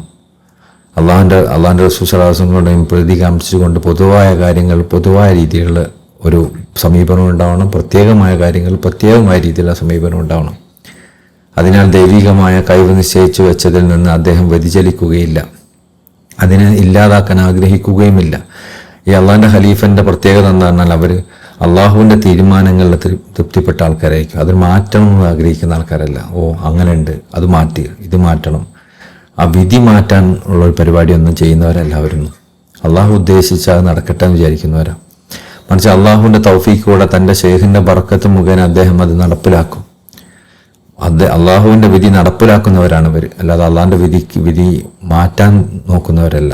അള്ളാഹിൻ്റെ വിധി മാറ്റാൻ നോക്കാൻ പറ്റുമോ എന്ന് ചോദിച്ചു കഴിഞ്ഞാൽ മാറ്റാൻ നോക്കാനും പറ്റൂല. പക്ഷേ അള്ളാഹുവിൻ്റെ വിധിയിൽ ചിലത് അള്ളാഹു എന്ത് ചെയ്തും ഈ ഔലിയാക്കന്മാരെ സബബാക്കി വെച്ചിട്ടുണ്ടോ, എന്ത് മാറ്റം തിരുത്തലുകൾക്ക് വിധേയപ്പെടുത്താൻ വേണ്ടിയിട്ട്. എന്നാൽ അതുപോലും അള്ളാഹിൻ്റെ ഖലീഫയായി നിൽക്കുന്ന ആൾക്കാർ മാറ്റം വരുത്തൂല. അവിടെ അള്ളാഹ് എന്താണോ ആദ്യമേ ഉദ്ദേശിച്ചത് അത് മതി. ഈ പുതിയമായ തിരുത്തലൊന്നും വേണ്ട. ഒരാൾക്ക് അള്ളാഹു ഒരു അസുഖം ഉദ്ദേശിച്ചിട്ടുണ്ടെങ്കിൽ ആ അസുഖം നടക്കട്ടെ. ഒരാൾക്കൊരു ബുദ്ധിമുട്ട് ഉദ്ദേശിക്കുന്ന ആ ബുദ്ധിമുട്ട് നടക്കട്ടെ. ഒരാൾക്കൊരു ഹൈർ ഉദ്ദേശിച്ചിട്ടുണ്ടെങ്കിൽ ആ ഹൈർ നടക്കട്ടെ. ഒന്നും മാറ്റം വരുത്താൻ അവർ ആഗ്രഹിക്കൂല. അതോടൊപ്പം സ്വന്തം കഴിവിനെ നിഷേധിച്ചുകൊണ്ട് വിലായത്തിന് അദ്ദേഹം പൂർണ്ണമായി തൻ്റെ ഷെയ്ഖിലേക്ക് ചേർത്തിപ്പരുകയും ചെയ്യും. നബി സല്ലല്ലാഹു അലൈഹി വസല്ലമയുടെ അടുക്കൽ അബൂബക്കറിനുള്ള റളിയല്ലാഹു അൻഹു സ്ഥാനത്തിന് തുല്യമായി ഷെയ്ഖിൻ്റെ അടുക്കൽ സ്ഥാനം നൽകപ്പെട്ട മഹാനായ ഖലീഫ സയ്യിദി അൽഹാജ് അലി ഹറാജിം ബറാദ അൽ ഫാസി റളിയല്ലാഹു അൻഹു തങ്ങൾ പരാമർശിച്ച കാര്യങ്ങളെല്ലാം അദ്ദേഹത്തിൽ നിന്നുള്ള ഖിലാഫത്ത് നിർബന്ധമാക്കപ്പെട്ടതാണ്. ഏതിൽ പരാമർശിച്ച? ജവാഹിർ മാനിയിൽ പറഞ്ഞത്. അദ്ദേഹത്തിൻ്റെ ജവാഹിർ എന്ന ഗ്രന്ഥത്തിൽ ഇന്ന് നാം നൽകിയ ഇജാസത്തിൽ വ്യക്തമാക്കിയതുപോലെ അത് നിനക്ക് അവിടെ കാണാൻ സാധിക്കും. ആ ഗ്രന്ഥത്തെക്കുറിച്ച് അള്ളാഹു റസൂൽ സല്ലല്ലാഹു അലൈഹി വസല്ലം പറഞ്ഞത് ഇപ്രകാരമാണ്: അൽ ജവാഹിർ മാനി എന്ന ഗ്രന്ഥം ഞാനാണ് രചിച്ചത് റസൂലുള്ളാഹി സ്വല്ലല്ലാഹു അലൈഹി വസല്ലം പറഞ്ഞല്ലോ. ഇത് നമ്മൾ ബുഗിയത്തുൽ മുസ്തഫീദിൻ്റെ വിശദീകരണത്തിൽ നമ്മൾ പറഞ്ഞിട്ടുണ്ട്. ജവാഹിർ മാനി റസൂലുള്ളാഹി രചിച്ചതാണെന്ന് പറഞ്ഞിട്ടുണ്ട്. അപ്പോൾ റസൂലുള്ളാഹി രചിച്ചതാണെന്ന് പറഞ്ഞാൽ അതിൻ്റെ അർത്ഥം എന്താ? അതിന് സമ്മതം കൊടുത്ത റസൂലുള്ളാഹികളാണ്. സമ്മതം കൊടുത്തതോടെ അതിലൂടെ പ്രവഹിച്ച കാര്യങ്ങളൊക്കെ റസൂലുള്ളാഹികൾ അംഗീകാരത്തോടു കൂടിയും റസൂലുള്ളാഹികളുടെ മതത്തോടു കൂടിയാണെന്നാണ് പറയേണ്ട സാരം. അതായത് ഇവിടെ അഹ്സൻ ബാക്കി തങ്ങളത് വിശദീകരിക്കുന്നത്. അതായത് സയ്യിദുനാ ശൈഖുല്ലാഹ് തങ്ങളുടെ സൽസ്വഭാവങ്ങൾ, അദ്ദേഹത്തിൻ്റെ ഔദാര്യം, വിജ്ഞാനങ്ങൾ, സത്കീർത്തികൾ എന്നിങ്ങനെ അദ്ദേഹത്തിൻ്റെ വിശേഷങ്ങളെക്കുറിച്ച് പരാമർശിച്ചതിൻ്റെ അവസാനം വരെ അതിൽ ഉൾപ്പെടുത്തി രചിക്കാൻ ഞാൻ കൽപ്പിച്ചിരുന്നു എന്ന വിശ്വാസങ്ങളാണ് തങ്ങൾ ഉദ്ദേശിച്ചത്. അതായത് വിശ്വാസങ്ങളാണ് ഈ പറഞ്ഞതിൻ്റെ ഒക്കെ കൽപ്പനയുടെ അടിസ്ഥാനം. തങ്ങളെ മതത് കൊണ്ടാണ് ഇതൊക്കെ സംഭവിച്ചത് എന്നാണ് പറഞ്ഞതിൻ്റെ സാരം. അതിനാൽ താങ്കൾ ഇത് മനസ്സിലാക്കുക. റസൂലുള്ളാഹി സ്വല്ലല്ലാഹു അലൈഹി വസല്ലമയുടെ കരങ്ങളാൽ പിന്തുണയ്ക്കപ്പെട്ട അദ്ദേഹത്തിൻ്റെ വാക്കുകൾ നമ്മുടെ ഈ കുറിപ്പുകളിലേക്ക് പകർത്താനുള്ള ലജ്ജ കൊണ്ടാണ് ഞാൻ അതിൽ നിന്ന് ഒഴിവാക്കിയത്. അതായത് ഞാൻ ജവാഹിർ മാനി ഇതിലേക്ക് പറഞ്ഞിങ്ങനെ കൂടുതലൊന്നും പറയുന്നില്ല. കാരണം ജവാഹിർ മാനി ഉദ്ധരിക്കാൻ മാത്രമൊന്നും എൻ്റെ ഈ ഗ്രന്ഥം പൂർത്തിയാക്കപ്പെട്ടതൊന്നല്ല എന്ന് ഹസൻ വാക്കലി തങ്ങൾ പറയാം. അതിൽ നിന്ന് ഉദ്ധരിക്കാൻ എനിക്ക് ലജ്ജ ഉണ്ട് ഇതിലിങ്ങനെ പറയാനൊക്കെ. കാരണം അത് ഉദ്ധരിക്കാൻ മാത്രം പൂർത്തിയാക്കപ്പെട്ട ഒന്നല്ല ഈ ഗ്രന്ഥം. കാരണം അദ്ദേഹത്തിൻ്റെ വാക്കുകളുമായി തട്ടിച്ചു നോക്കുമ്പോൾ നമ്മുടെ ഈ രചന വെറും അസംബന്ധങ്ങളും കെട്ടുകഥകളുടെ ഗണത്തിൽ പാത്രപ്പെടുക. അതിനർത്ഥം ഇത് അസംബന്ധവും കെട്ടുകഥയാണെന്നല്ല. അതായത് അതിനെ താരതമ്യം ചെയ്യുമ്പോൾ അതത്രയും ഉന്നതമായ ഒന്നാണ് ജവാഹിർ മാനി. നമ്മളുടെ അങ്ങനെ ഒന്നല്ല. നമ്മളുടെ അത് റസൂലുള്ളാഹി രചിച്ചതെന്ന് പറഞ്ഞ ഗ്രന്ഥം, അതും നമ്മളുടെ ഗ്രന്ഥവും തമ്മിൽ വ്യത്യാസം ഒരുപാടുണ്ടല്ലോ. ഞാനിവിടെ പറഞ്ഞ ഓരോ വാക്കിലും ഷെയ്ഖിൻ്റെ സന്നിധിയിൽ വട്ടമിട്ട് പറക്കാനുള്ള എൻ്റെ അതിയായ ആഗ്രഹം മനസ്സിലാക്കാൻ സാധിക്കുമെങ്കിലും ഞാൻ ഈ ഗ്രന്ഥത്തിൽ പറഞ്ഞ കാര്യങ്ങൾ പരാമർശിക്കാൻ കാരണം എൻ്റെ ഉപജീവനം തൻ്റെ ഉപജീവനം ഇടുങ്ങിയതായിട്ടുള്ളവൻ അള്ളാഹു അവന് നൽകിയതിൽ നിന്ന് ചെലവഴിക്കട്ടെ എന്ന ആയത്തിൽ സൂചിപ്പിച്ചതിൻ്റെ അടിസ്ഥാനത്തിലാണ്. അതായത് ഷെയ്ഖുകൾ രണ്ട് കാര്യങ്ങൾ അവിടെ പറയുന്നത്. ഞാൻ എന്തിനാ ഈ ഗ്രന്ഥം എഴുതിയത്? ഇപ്പോഴത്തെ ഒന്നും കൊള്ളാത്ത ജവാഹർലാലിനെ പോലെ താരതമ്യം ചെയ്യാൻ പറ്റാത്ത എന്താണെന്ന് പറയുമല്ലോ. അപ്പോൾ ഞാൻ ഈ എഴുതിയത് എന്താണ്, എനിക്ക് ഷെയ്ഖിൻ്റെ സന്നദ്ധിയിൽ ഈ വാക്കുകൾ കൊണ്ട് ഇങ്ങനെ വട്ടമിട്ട് പറക്കാൻ ഇഷ്ടമുണ്ട്, അതുകൊണ്ട് ഞാൻ എഴുതിയതാണ്. അതായത് ഓർക്ക് ഷെയ്ഖിനോടുള്ള മഹബത്ത് കൊണ്ട് എഴുതിയത്, അല്ലാതെ വെറും വലിയൊരു ഗ്രന്ഥരചന നടത്തണം എന്നിട്ട് വലിയൊരു എന്താ പറയുക ജവാഹർലാലിനെ പോലെ ത്വരീഖത്തിന് അടിസ്ഥാനമായ ഒരു ഗ്രന്ഥം രചിക്കണം എന്ന് ഉദ്ദേശിച്ചിട്ട് എഴുതിയതല്ല. ഇതിങ്ങനെ എഴുതുമ്പോൾ എനിക്ക് ഈ എഴുതുന്നത് ഷെയ്ഖിനെ കുറിച്ചും ത്വരീഖത്തിനെ കുറിച്ചും ഒക്കെ ആണല്ലോ. അപ്പോൾ അത് എഴുതുന്നതിലൂടെ എനിക്ക് ഷെയ്ഖിൻ്റെ വട്ടം വിട്ട് ഇങ്ങനെ പറക്കാനുള്ളൊരു കൊതി. നമ്മളിങ്ങനെ പറയുന്നതും ഞാനിങ്ങനെ ചിന്തിക്കലുണ്ട്, ഞാൻ ഈ സംസാരിക്കുന്നതും പറയുന്നതൊക്കെ നമ്മൾ ഇത് പറയാനോ സംസാരിക്കാനോ ഒന്നും അർഹമല്ലെങ്കിലും നമ്മൾ ഈ പറയുന്നതിലൂടെ നമുക്കിങ്ങനെ ഷെയ്ഖിനെ കുറിച്ചും ത്വരീഖത്തിനെ കുറിച്ചും ഇങ്ങനെ പറയുമ്പോൾ ആ ഓർമ്മകളിൽ ഇങ്ങനെ ചുറ്റിക്കറങ്ങാൻ നമുക്ക് പറ്റുന്നുണ്ടല്ലോ, ആ ഒരു ഹിദ്മത്തിലും ഓർമ്മയിലുമായിട്ട്. അത് വലിയൊരു തൗഫീഖല്ലേ. അതിൻ്റെ ക്വാളിറ്റി അത്ര ഇല്ലെങ്കിലും നമ്മളത് ചെയ്യുമ്പോൾ നമുക്കാണല്ലോ അതും ഗുണം ഉണ്ടാവുന്നത്, വേറെ ആളുകൾക്ക് ഗുണം ഉണ്ടാവില്ല, നമുക്ക് വിഷയമല്ല. നമ്മളെ ഗുണം എന്താ?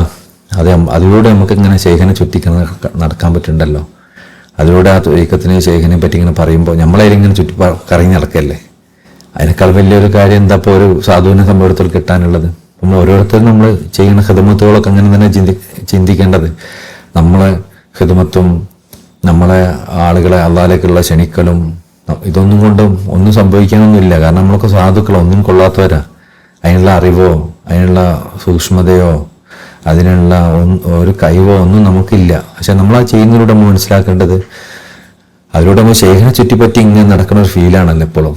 അതില്ലായിരുന്നെങ്കിലോ നമുക്ക് ആ ഷെയ്ഖിൻ്റെ ഓർമ്മ ചിലപ്പോൾ നമുക്ക് ഉണ്ടാവില്ല. ആ ഓർമ്മയുടെ സുഗന്ധം നമുക്ക് ആസ്വദിക്കാമല്ലോ അങ്ങനെ ഇതിലൂടെ ചെയ്യുന്നതോട് കൂടി. അപ്പം ഞാനിത് പറയുന്നത് ആ ഒരു അർത്ഥത്തിലാവുന്നത് പോലെ തന്നെ നിങ്ങൾ കേൾക്കുന്നത് ആ അർത്ഥത്തിലാക്കാൻ പറ്റും.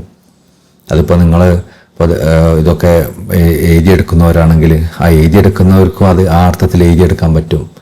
അത് മറ്റുള്ളവർക്ക് പറഞ്ഞു കൊടുക്കുന്നതാണെങ്കിൽ അത് മറ്റുള്ളവർക്ക് പറഞ്ഞു കൊടുക്കുന്നവർക്കും അത് ആ രൂപത്തിലാക്കിയെടുക്കാൻ പറ്റും. ഇതൊന്നും നമ്മളൊരു വലിയ പഠിതാവായിട്ടോ അധ്യാപകനായിട്ടോ ഒന്നും ചെയ്യുന്ന ആക്കണം നിർബന്ധമൊന്നുമില്ല. അങ്ങനെ ആക്കാൻ നമ്മൾ ക്വാളിഫൈഡും അല്ല. പകരം നമുക്ക് എന്ത് ചെയ്യുക, അതൊക്കെ ഒരു ഷെയ്ഖിനെ ചുറ്റിപ്പറ്റി ചെയ്യുന്ന പരിപാടിയാണല്ലോ, അതിൻ്റെ ഒരു സുഗന്ധം ആസ്വദിക്കാൻ ചെയ്യുന്ന പരിപാടി, അത്ര കണക്കാക്കുക. ശരിക്കും നമുക്ക് അതും കണക്കാക്കാൻ പറ്റൂല. പക്ഷെ നമ്മൾ ഹസൻ ബാക്കലി തങ്ങളൊക്കെ പറഞ്ഞ പോലെ അതിൻ്റെ ഒരു സുഗന്ധം നമുക്ക് എടുക്കാൻ കഴിഞ്ഞാലോ എന്ന് വിചാരിച്ചിട്ട്.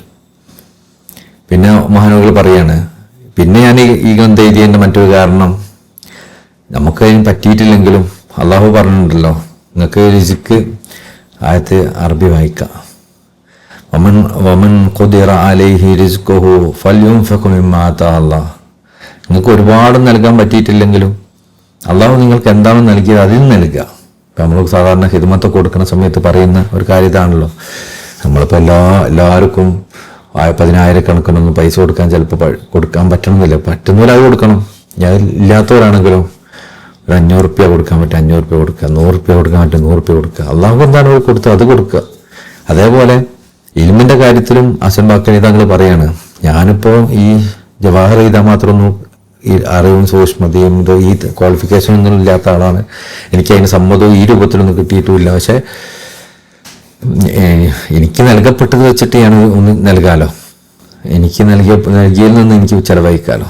ആ അർത്ഥത്തിലാണ് ഇതൊക്കെ ചെയ്യുന്നത്. അറിവിൽ അടി ഉറച്ചവർ മാത്രമേ ഗ്രന്ഥരചന നടത്താൻ പാടുള്ളൂ എന്നുണ്ടായിരുന്നുവെങ്കിൽ അള്ളാഹുവിൻ്റെ ഗ്രന്ഥവും റസൂൽ സ്വല്ലല്ലാഹു അലൈഹി വസല്ലം ഹദീസും മതിയാക്കിക്കൊണ്ട് ഞാൻ ഈ രചനകളെല്ലാം ഉപേക്ഷിക്കുമായിരുന്നു. നല്ല അറിവുള്ളവർ മാത്രമേ ഇതൊക്കെ എഴുതാൻ പാടുള്ളെങ്കിൽ ഞാൻ എഴുതൂലെന്ന് അർത്ഥമാക്കി നിങ്ങൾ പറയാം. ഇതൊക്കെ ഒരു തായ്മ കേട്ടോ. നമ്മുടെ ത്വരീഖത്തിൽ നമ്മുടെ അടുക്കൽ ഏറ്റവും ആധികാരികമായ ഗ്രന്ഥം ജവാഹർ മഅനിയാണ്.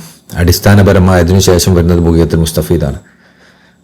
ഏറ്റവും അടിസ്ഥാനപരമായ നമ്മുടെ ത്വരീഖത്തിൽ ഗ്രന്ഥം തന്നെ ജവാഹർ മഅനിയാണ്. അത് കഴിഞ്ഞ് ബുഗിയത്തുൽ മുസ്തഫീദ്. പക്ഷേ ജവാഹർ മഅനി കൂടുതലും മാരിഫത്തിൻ്റെയും അതിൻ്റെ തലങ്ങളൊക്കെ സ്പർശിക്കുന്നതായതുകൊണ്ട് ത്വരീഖത്തിനെ കൂടുതൽ മനസ്സിലാക്കാൻ ഏറ്റവും നല്ല ഗ്രന്ഥം ബുഗിയത്തുൽ മുസ്തഫീദാണ്. അതുകൊണ്ട് ബുഗിയത്തുൽ മുസ്തഫീദ് ഇങ്ങനെ പറയാം നമുക്ക്. ആരെങ്കിലും ബുഗിയത്തുൽ മുസ്തഫീദ് ഫസ്റ്റ് മുതൽ ലാസ്റ്റ് വരെ പഠിച്ചാൽ അതിലെ ഇൽമുകളിലൊക്കെ ഒരാൾ മാഹിറായാൽ, ജസ്റ്റ് മനസ്സിലാക്കുന്ന അവസ്ഥയിലെങ്കിലായാൽ, ഓഞ്ഞി ത്വരീഖത്തിൽ അടിസ്ഥാനപരമായി വേറൊന്നും മനസ്സിലാക്കേണ്ട ആവശ്യമില്ല. അവന് മനസ്സിലാക്കാനും മറ്റുള്ളവർക്ക് പറഞ്ഞു കൊടുക്കാനും ദഅവത്ത് നടത്താനും എല്ലാത്തിനും ആ ബുഗിയത്തുൽ മുസ്തഫീദിൽ പറഞ്ഞ എന്താണോ അത് മതി. കാരണം അത്രയും കൺസൈസാണ് ആ കിതാബ്. വേണ്ട കാര്യങ്ങളൊക്കെ ഉൾപ്പെടുത്തിയിട്ടുണ്ട്. പിന്നെ അതുകൊണ്ടാണ് നമ്മൾ ത്വരീഖത്തിലെ അടിസ്ഥാന ഗ്രന്ഥമായിട്ട് തന്നെ ഏറ്റവും ഫസ്റ്റ് നമ്മൾ എണ്ണുമ്പോൾ ബുഗിയത്തുൽ മുസ്തഫീദ് പറയാം. ജവാഹറുൽ മാനി അഹമ്മദ് തിജാൻ തങ്ങളുടെ വാക്കുകൾ ഉദ്ധരിക്കുന്നത് എന്ന അർത്ഥത്തിൽ ഏറ്റവും അടിസ്ഥാനം ഈ ബുഗിയത്തുൽ മുസ്തഫീദിന് തന്നെ അടിസ്ഥാനം. പക്ഷേ ജവാഹറുൽ മാനിയിൽ നിന്ന് നമുക്ക് ത്വരീഖത്തിൻ്റെ നിയമങ്ങൾ അങ്ങനെ എടുക്കാൻ പറ്റണമെന്നില്ല. അതേപോലെ നമ്മൾ ഖുർആനിൽ നേരിട്ട് നിസ്കാരത്തിൻ്റെ ഫർള് ഷർത്ത് ഒന്നും നമുക്ക് നേരിട്ട് ഇങ്ങനെ എടുക്കാൻ പറ്റാത്തതുപോലെ അതിന് ഗവേഷണം നടത്തി അതിൽ പഠിച്ച ആൾക്കാർ വേണം. ബുഗിയത്തുൽ മുസ്തഫീദിൻ്റെ രചയിതാവ് ബഹുമാനപ്പെട്ട അറബി ഷാഹി തങ്ങൾ ഏകദേശം 200ഓളം, ഞാൻ കേട്ടതനുസരിച്ച് ഏകദേശം 200ഓളം അഹമ്മദ് തിജാൻ തങ്ങളുടെ ശിഷ്യന്മാരിൽ നിന്ന് നേരിട്ട് പഠിച്ചിട്ടുണ്ട്. ഓരോരുത്തരുടെ അടുത്ത് പോയി യാത്ര ചെയ്ത് അവരുടെ കൂടെ താമസിച്ച് അവരുടെ അടുത്തും കാര്യങ്ങളൊക്കെ വെരിഫൈ ചെയ്ത് അങ്ങനെ പഠിച്ച്. ഇപ്പോൾ മുനിയത്തുൽ മുരീദിൻ്റെ രചയിതാവായ ജാനബിൻ ബാബ റളിയല്ലാഹു അൻഹു തങ്ങളുടെ അടുത്തും പോയി ഇരുന്ന് പഠിച്ച് മനസ്സിലാക്കി. അങ്ങനത്തെ എല്ലാം കൂടി ആയി പിന്നെ മഹാന്മാരുടെ ഇൽമും ബസീറത്തും എല്ലാം ഉൾക്കൊള്ളിച്ച് അങ്ങനെ അവസാനമായി ഉണ്ടായ ഒരു ഔട്ട്പുട്ടാണ് ബുഗിയത്തുൽ മുസ്തഫീദ് ഗ്രന്ഥം. കാരണം അത് അത്ഭുതകരമായ ഗ്രന്ഥമാണ്. ഒരുപാട് ബർക്കത്തും ആ ഗ്രന്ഥത്തിനുണ്ട്. അപ്പോൾ അത് നമ്മളെ ത്വരീഖത്തിൻ്റെ അടിസ്ഥാനമാണ്. അല്ലാഹു നമുക്കത് പൂർണ്ണമായും ഫസ്റ്റ് മുതൽ ലാസ്റ്റ് വരെ പഠിക്കാനുള്ള തൗഫീഖ് നൽകട്ടെ. അപ്പോൾ ബഹുമാനപ്പെട്ട ഹസൻ ബാക്കലി തങ്ങളും പറയുന്നതാണ്, ജവാഹറുൽ മാനി കഴിഞ്ഞാൽ നമ്മൾ ത്വരീഖത്തിൽ അടിസ്ഥാനപരമായ ഗ്രന്ഥം ബുഗിയത്തുൽ മുസ്തഫീദ. ഓരോരുത്തരും അവരവരുടെ കഴിവിനും നേട്ടത്തിനും അനുസരിച്ച് സഞ്ചരിക്കുന്നു. ഔദാര്യത്തിൻ്റെ വൃത്തത്തിലുള്ള കരങ്ങൾ എന്നെ പിന്തുണച്ച ഒരു നുണയൽ മാത്രമാണിത് ഈ പുസ്തകം. അതായത് എനിക്ക് അള്ളാഹിൻ്റെ ഫضل കൊണ്ട് ഞാൻ ഈ ഒരു വിഷയത്തിൽ ചെറുതായിട്ടിങ്ങനെ ആ ഒരു മേഖലയിലൊന്ന് നുണയാൻ ശ്രമിച്ചതാണ്. അല്ലാതെ ഇതൊരു ത്വരീഖത്തിന് അടിസ്ഥാന ഗ്രന്ഥമായിട്ട് റായസോ ഞാൻ പരിചയപ്പെടുത്തുന്നില്ല എന്ന് ഹസൻ ബാക്കലി തങ്ങളെ ബോറെപ്പറ്റി പറയാട്ടോ. നമ്മളങ്ങനെ പറയരുത്. ആത്മീയയാത്രയുടെ പടവുകളെക്കുറിച്ചും സംക്ഷിപ്തമായ വിശദവുമായ അറിവ് അബൂ ഉബൈദ റളിയല്ലാഹു അൻഹു തങ്ങളുടെ മിസാബുർ റഹ്മ എന്ന കിതാബിലുണ്ട്. അപ്പോൾ ഈ ആത്മീയയാത്രകളുടെ കാര്യങ്ങൾ നോക്കണം. അബൂ ഉബൈദ റളിയല്ലാഹു അൻഹു തങ്ങളുടെ ശുങ്കീത്തി റളിയല്ലാഹു അൻഹു തങ്ങളുടെ മിസാബുർ റഹ്മ എന്ന കിതാബിൽ പിന്നെ പറഞ്ഞിട്ടുണ്ട്. അതും വലിയ നല്ലൊരു ഗ്രന്ഥം. നാം ആകട്ടെ അവരുടെ തിരമാലകളുടെ തീരത്ത് നീന്താനുള്ള അതിയായ ആഗ്രഹം കാരണം നമ്മുടെ പക്കലുള്ള സംസാര ശേഷിക്കുറവും ഭാഷാപരമായ ബലഹീനതയും അറിവില്ലായ്മയും വെച്ചുകൊണ്ട് സംസാരിക്കുന്നവരാണ്. നമുക്ക് ആഗ്രഹം മാത്രമേ ഉള്ളൂ. അതുകൊണ്ട് നമ്മളെ കുറവുകളൊക്കെ വെച്ച് ആഗ്രഹത്തിൻ്റെ മുകളിൽ ഇങ്ങനെ കുറച്ച് പറയുന്നു, അത്രയേ ഉള്ളൂ. ഇതൊക്കെ അള്ളാഹുവിൻ്റെ പാപമോചനത്തെ തൃപ്തി അടഞ്ഞുകൊണ്ട് മഹത്വത്തിൻ്റെ പൂർണ്ണത അള്ളാഹുവിന് മാത്രമാണ്, മറ്റാർക്കുമല്ല എന്ന് ചേർത്ത് പറഞ്ഞുകൊണ്ട് 40 ആയക്കടലുകളെ നാം കണക്കാക്കുകയും അവയിൽ മേൽ നാം തക്ബീർ ചൊല്ലുകയും ചെയ്യുന്നു. അതായത് അങ്ങേയറ്റത്തെ തായ്മയിൽ ഞാൻ അള്ളാഹിന് തക്ബീർ ചെയ്ത് അള്ളാഹിന് തൗബ ചെയ്തിട്ടാണ് ഈ രചന നടത്തുന്നത്. നാം ഈ ഗ്രന്ഥത്തിൽ എഴുതി വെച്ചത് അദ്ദേഹത്തിൻ്റെ സന്നിധിയിൽ അദ്ദേഹത്തിലൂടെ തന്നെ ദർശിക്കുന്നത് പോലെയല്ലാതെ താങ്കൾ നോക്കി കാണരുത്. ഞാനിത് എഴുതുന്നതൊക്കെ ശരിക്കും പിന്നെ നമുക്ക് റായസ് വായിക്കുമ്പോൾ മനസ്സിലാവും. ശരിക്കും അത് ഒരാളെ അഭിസംബോധന ചെയ്ത് പറയുന്നതായിട്ട് ഫീൽ ചെയ്യുന്നതിനേക്കാൾ കൂടുതൽ ഒരാളിങ്ങനെ ചിന്തിക്കുമ്പോൾ ഒരാളിങ്ങനെ ഷെയ്ഖിനെ കാണുമ്പോൾ ഇങ്ങനെ യാത്ര ചെയ്തത് ഇങ്ങനെ എഴുതി വെച്ച പോലെ നമുക്ക് ഫീൽ ചെയ്യും. പിന്നെ ബുഗിയത്തുൽ മുസ്തഫീദൊന്നും അങ്ങനെയല്ല. അത് കുറച്ചും കൂടി നമ്മളെ കേൾവിക്കാരനെ അഭിസംബോധന ചെയ്തിട്ടാണ്. അപ്പോൾ കുറച്ചും കൂടി ചില വിഷയങ്ങളിലൊക്കെ ഇങ്ങനെ വളരെ ചുരുക്കുന്നത് കാണാൻ പറ്റും. ഇതിലങ്ങനെയൊന്നുമില്ല. ഇത് നമ്മളെ ചിന്ത ഇങ്ങനെ കടന്നു പോകുന്നത് നമ്മൾ അതിലൂടെ ഇങ്ങനെ യാത്ര ചെയ്യുന്ന പോലെ തോന്നും. അപ്പോൾ അതെന്തുകൊണ്ടാണെന്നാൽ മഹാനവറുകളെ ഇനി പറയാണ്, ഷെയ്ഖിൻ്റെ സന്നിധിയിൽ ഷെയ്ഖിലൂടെ തന്നെ ദർശിക്കുന്നത് പോലെയല്ല താങ്കൾ നോക്കി കാണരുത്. അതങ്ങനെ ഷെയ്ഖിൻ്റെ സന്നിധിയിൽ ഷെയ്ഖിനെ ഇങ്ങനെ കണ്ട് ഷെയ്ഖിലൂടെ ഇങ്ങനെ യാത്ര ചെയ്യുമ്പോൾ മുപ്പരാ യാത്ര ചെയ്തത് ഇങ്ങനെ എഴുതി വെച്ചത് പോലെയാണ് ഈ സാധനം.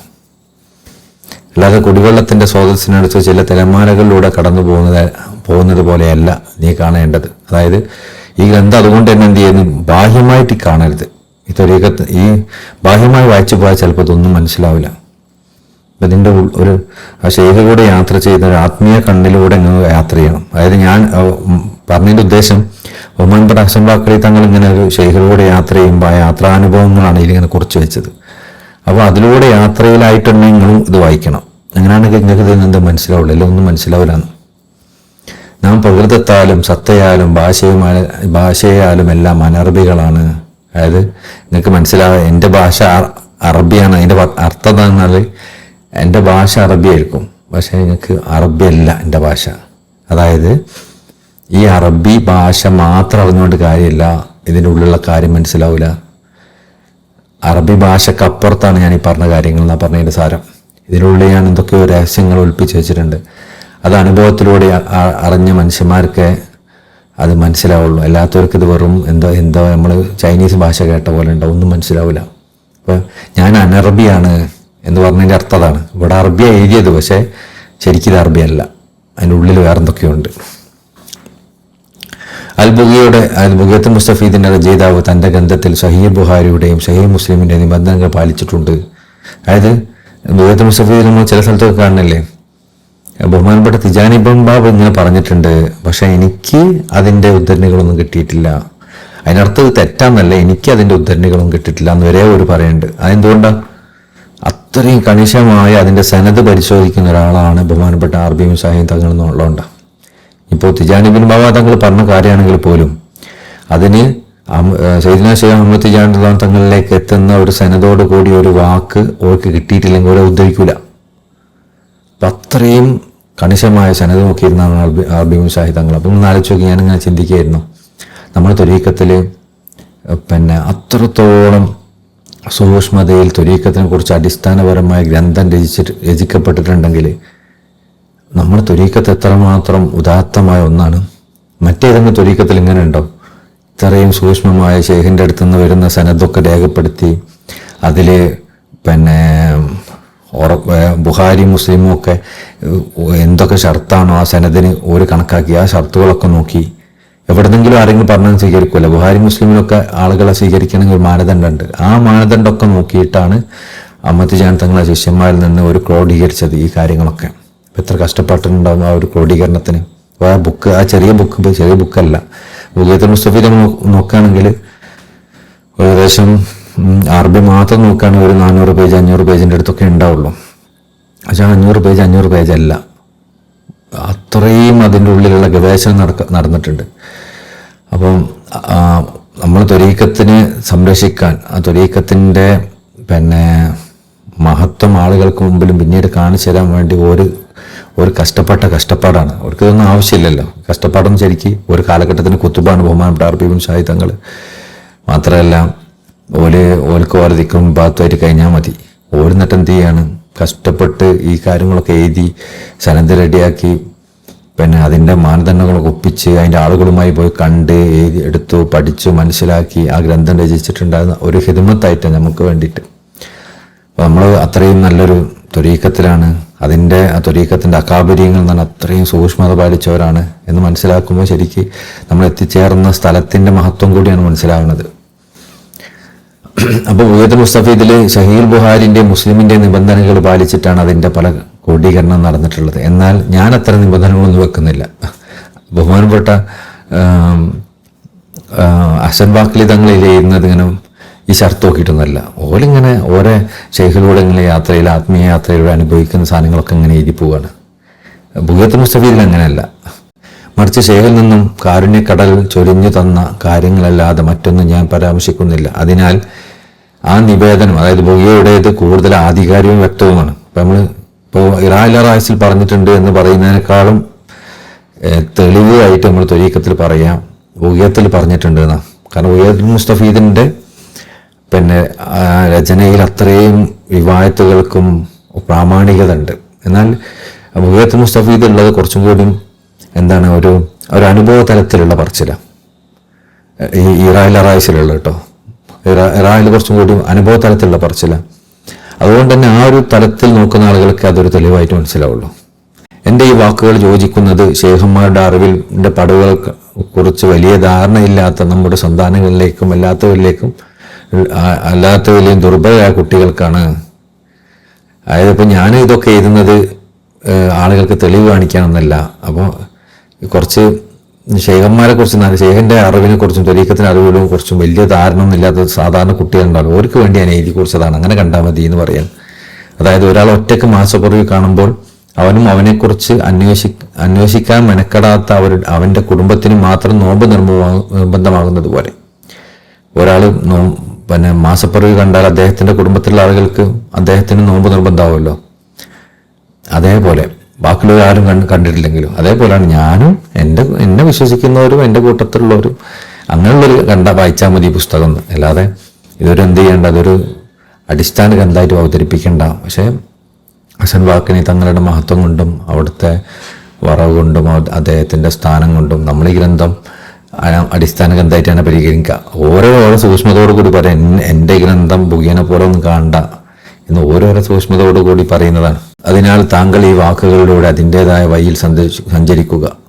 അപ്പോൾ ഇവിടെയുള്ളതും അവിടെയുള്ളതുമായ കാര്യങ്ങൾ താങ്കൾക്ക് വ്യക്തമാവും. അപ്പം ഞാൻ ഈ ഇറായിൽ എന്താണ് പറഞ്ഞത് നിങ്ങൾക്ക് മനസ്സിലാവും, ബുഗിയൽ എന്താ പറഞ്ഞതെന്നൊക്കെ മനസ്സിലാവും, അത് ഏത് തലത്തിലാണ് പറഞ്ഞതെന്നൊക്കെ മനസ്സിലാവും. അത് ഈ യാത്ര നടത്തണം. ഈ കിതാബ് വെറുതെ വായിച്ചാൽ ഒന്നും മനസ്സിലാവില്ല. അതേപോലെ നമ്മൾ ആത്മീയ യാത്ര ചെയ്യുന്ന ആളുകളാണെങ്കിൽ അതിലൂടെ സഞ്ചരിക്കാൻ നല്ല സുഖം. അവരുടെ പക്കലുള്ള അറിവുകളുടെ ആധികാരികത സൂചിപ്പിക്കുന്ന ഒരു രേഖ മാത്രമാണിത്. നിങ്ങൾ ആലോചിച്ച് ഇതൊരു ചെറിയൊരു പരിപാടിയാണ്. ആരും പിന്നെ എന്താ പറയല്ലേ, മാസം പറവ് കണ്ട കുറേ കുടുംബക്കാർക്കുള്ളതാണ്, അല്ലെങ്കിൽ ബലഹീനരായ ആൾക്കാർക്കുള്ളതാണെന്നൊക്കെ പറയുമ്പോൾ ഇതിൽ പറഞ്ഞ കാര്യങ്ങൾ നമ്മൾ കുറേ കാര്യങ്ങൾ നോക്കിയല്ലോ. അപ്പോൾ ഇവരെ മനസ്സിൽ ഇപ്പോൾ വലുത് തന്നെ ഇപ്പം എന്തായിരിക്കും, ഈ ചെറുതന്നെ നമുക്ക് ഉൾക്കൊള്ളാൻ പറ്റാത്ത സാധനങ്ങളാണ്. ഇത് പറഞ്ഞ് കുറേ നമ്മൾ വായിച്ചല്ലോ. അപ്പോൾ ഇവരെ മനസ്സിൽ വലുത് തന്നെ ഇപ്പം എന്തായിരിക്കും എന്നാണ് ഞാൻ ചിന്തിച്ചത്. ചെറുതന്നെ എങ്ങനെയാണെങ്കിൽ ഈ കാര്യം താങ്കൾ മനസ്സിലാക്കിയാൽ മുഖദ്ദമുകളും മുറബികളും സന്മാർഗം കാണിക്കുന്നവരുമെല്ലാം ഖലീഫയുടെ കീഴിലുള്ളവരാണെന്ന് താങ്കൾക്ക് വ്യക്തമാവും. അപ്പം നേരത്തെ പറഞ്ഞ സബ്ജക്റ്റിലേക്ക് തന്നെ വീണ്ടും വരിക. അതായത് ഖലീഫന്റെ ഒരു ഷെയ്ഖിന്റെ ഖലീഫ ഒരു കാലഘട്ടത്തിലുണ്ടാവും. ആ ഖലീഫന്റെ കീഴിലാണ് മുഖദ്ദമീങ്ങളും മറ്റു മുറബികളും ഒക്കെ ഉണ്ടാവുക. മുഖദ്ദമുകൾ മുറബികളുടെ കീഴിലുള്ളവരാണ്, മുരീദുകൾ മുഖദ്ദമീങ്ങളുടെ കീഴിലുള്ളവരാണ്. എന്നാൽ ഖലീഫയാകട്ടെ എല്ലാവർക്കും മേൽനോട്ടം വഹിക്കുന്ന പ്രതിനിധിയുമാണ്. അപ്പോൾ ഒരു ഖലീഫ ഉണ്ടാവും, കാലഘട്ടത്തിൻ്റെ ഖലീഫ എന്നൊക്കെ പറയുന്ന സ്ഥലത്തിൽ നിൽക്കുന്ന ഒരു ഖലീഫ. അദ്ദേഹത്തിന് കീഴിൽ കുറേ മുറബിയായ ആളുകളുണ്ടാവും, അദ്ദേഹത്തിൻ്റെ കീഴിൽ കുറേ മുഖദ്ദമീങ്ങളുണ്ടാവും, അദ്ദേഹത്തിന് കീഴിൽ കുറേ മുരീദന്മാരുണ്ടാവും. ഇതാണ് നമ്മൾ ത്വരീഖത്തിൻ്റെ സിസ്റ്റം.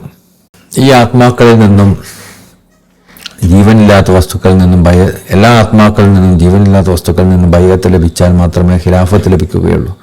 പ്രധാനപ്പെട്ട 4 മലക്കുകളുടെ കരങ്ങളാൽ ഈ ബൈഅത്ത് എഴുതപ്പെടേണ്ടതുണ്ട്. അതുപോലെ ശുദ്ധീകരിക്കുന്നവരായ ശൈഖിന്റെ റളിയല്ലാഹു അൻഹു കൈകൾ കൊണ്ടുള്ള അടയാളപ്പെടുത്തലും അതിലുണ്ടായിരിക്കണം. നബി സല്ലല്ലാഹു അലൈഹി വസല്ലം നിങ്ങളുടെ മോതിരമുദ്രയുടെ ഒരു സീലും അതിൽ നിബന്ധനയാണ്.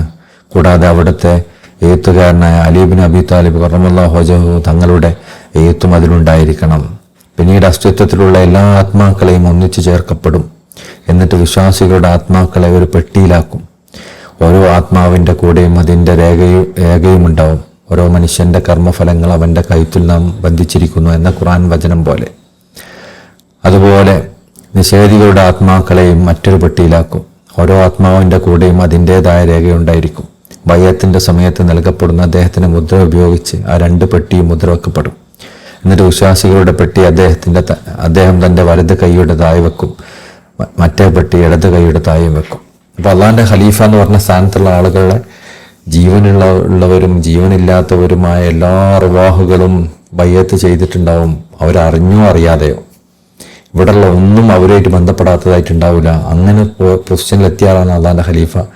ഷെയ്ഖിൻ്റെ മുദ്ര അദ്ദേഹത്തിൻ്റെ കൂടെ ഉണ്ടാവും, സുഹാസിന്റെ മുദ്ര അദ്ദേഹത്തിന്റെ കൂടെ ഉണ്ടാവും.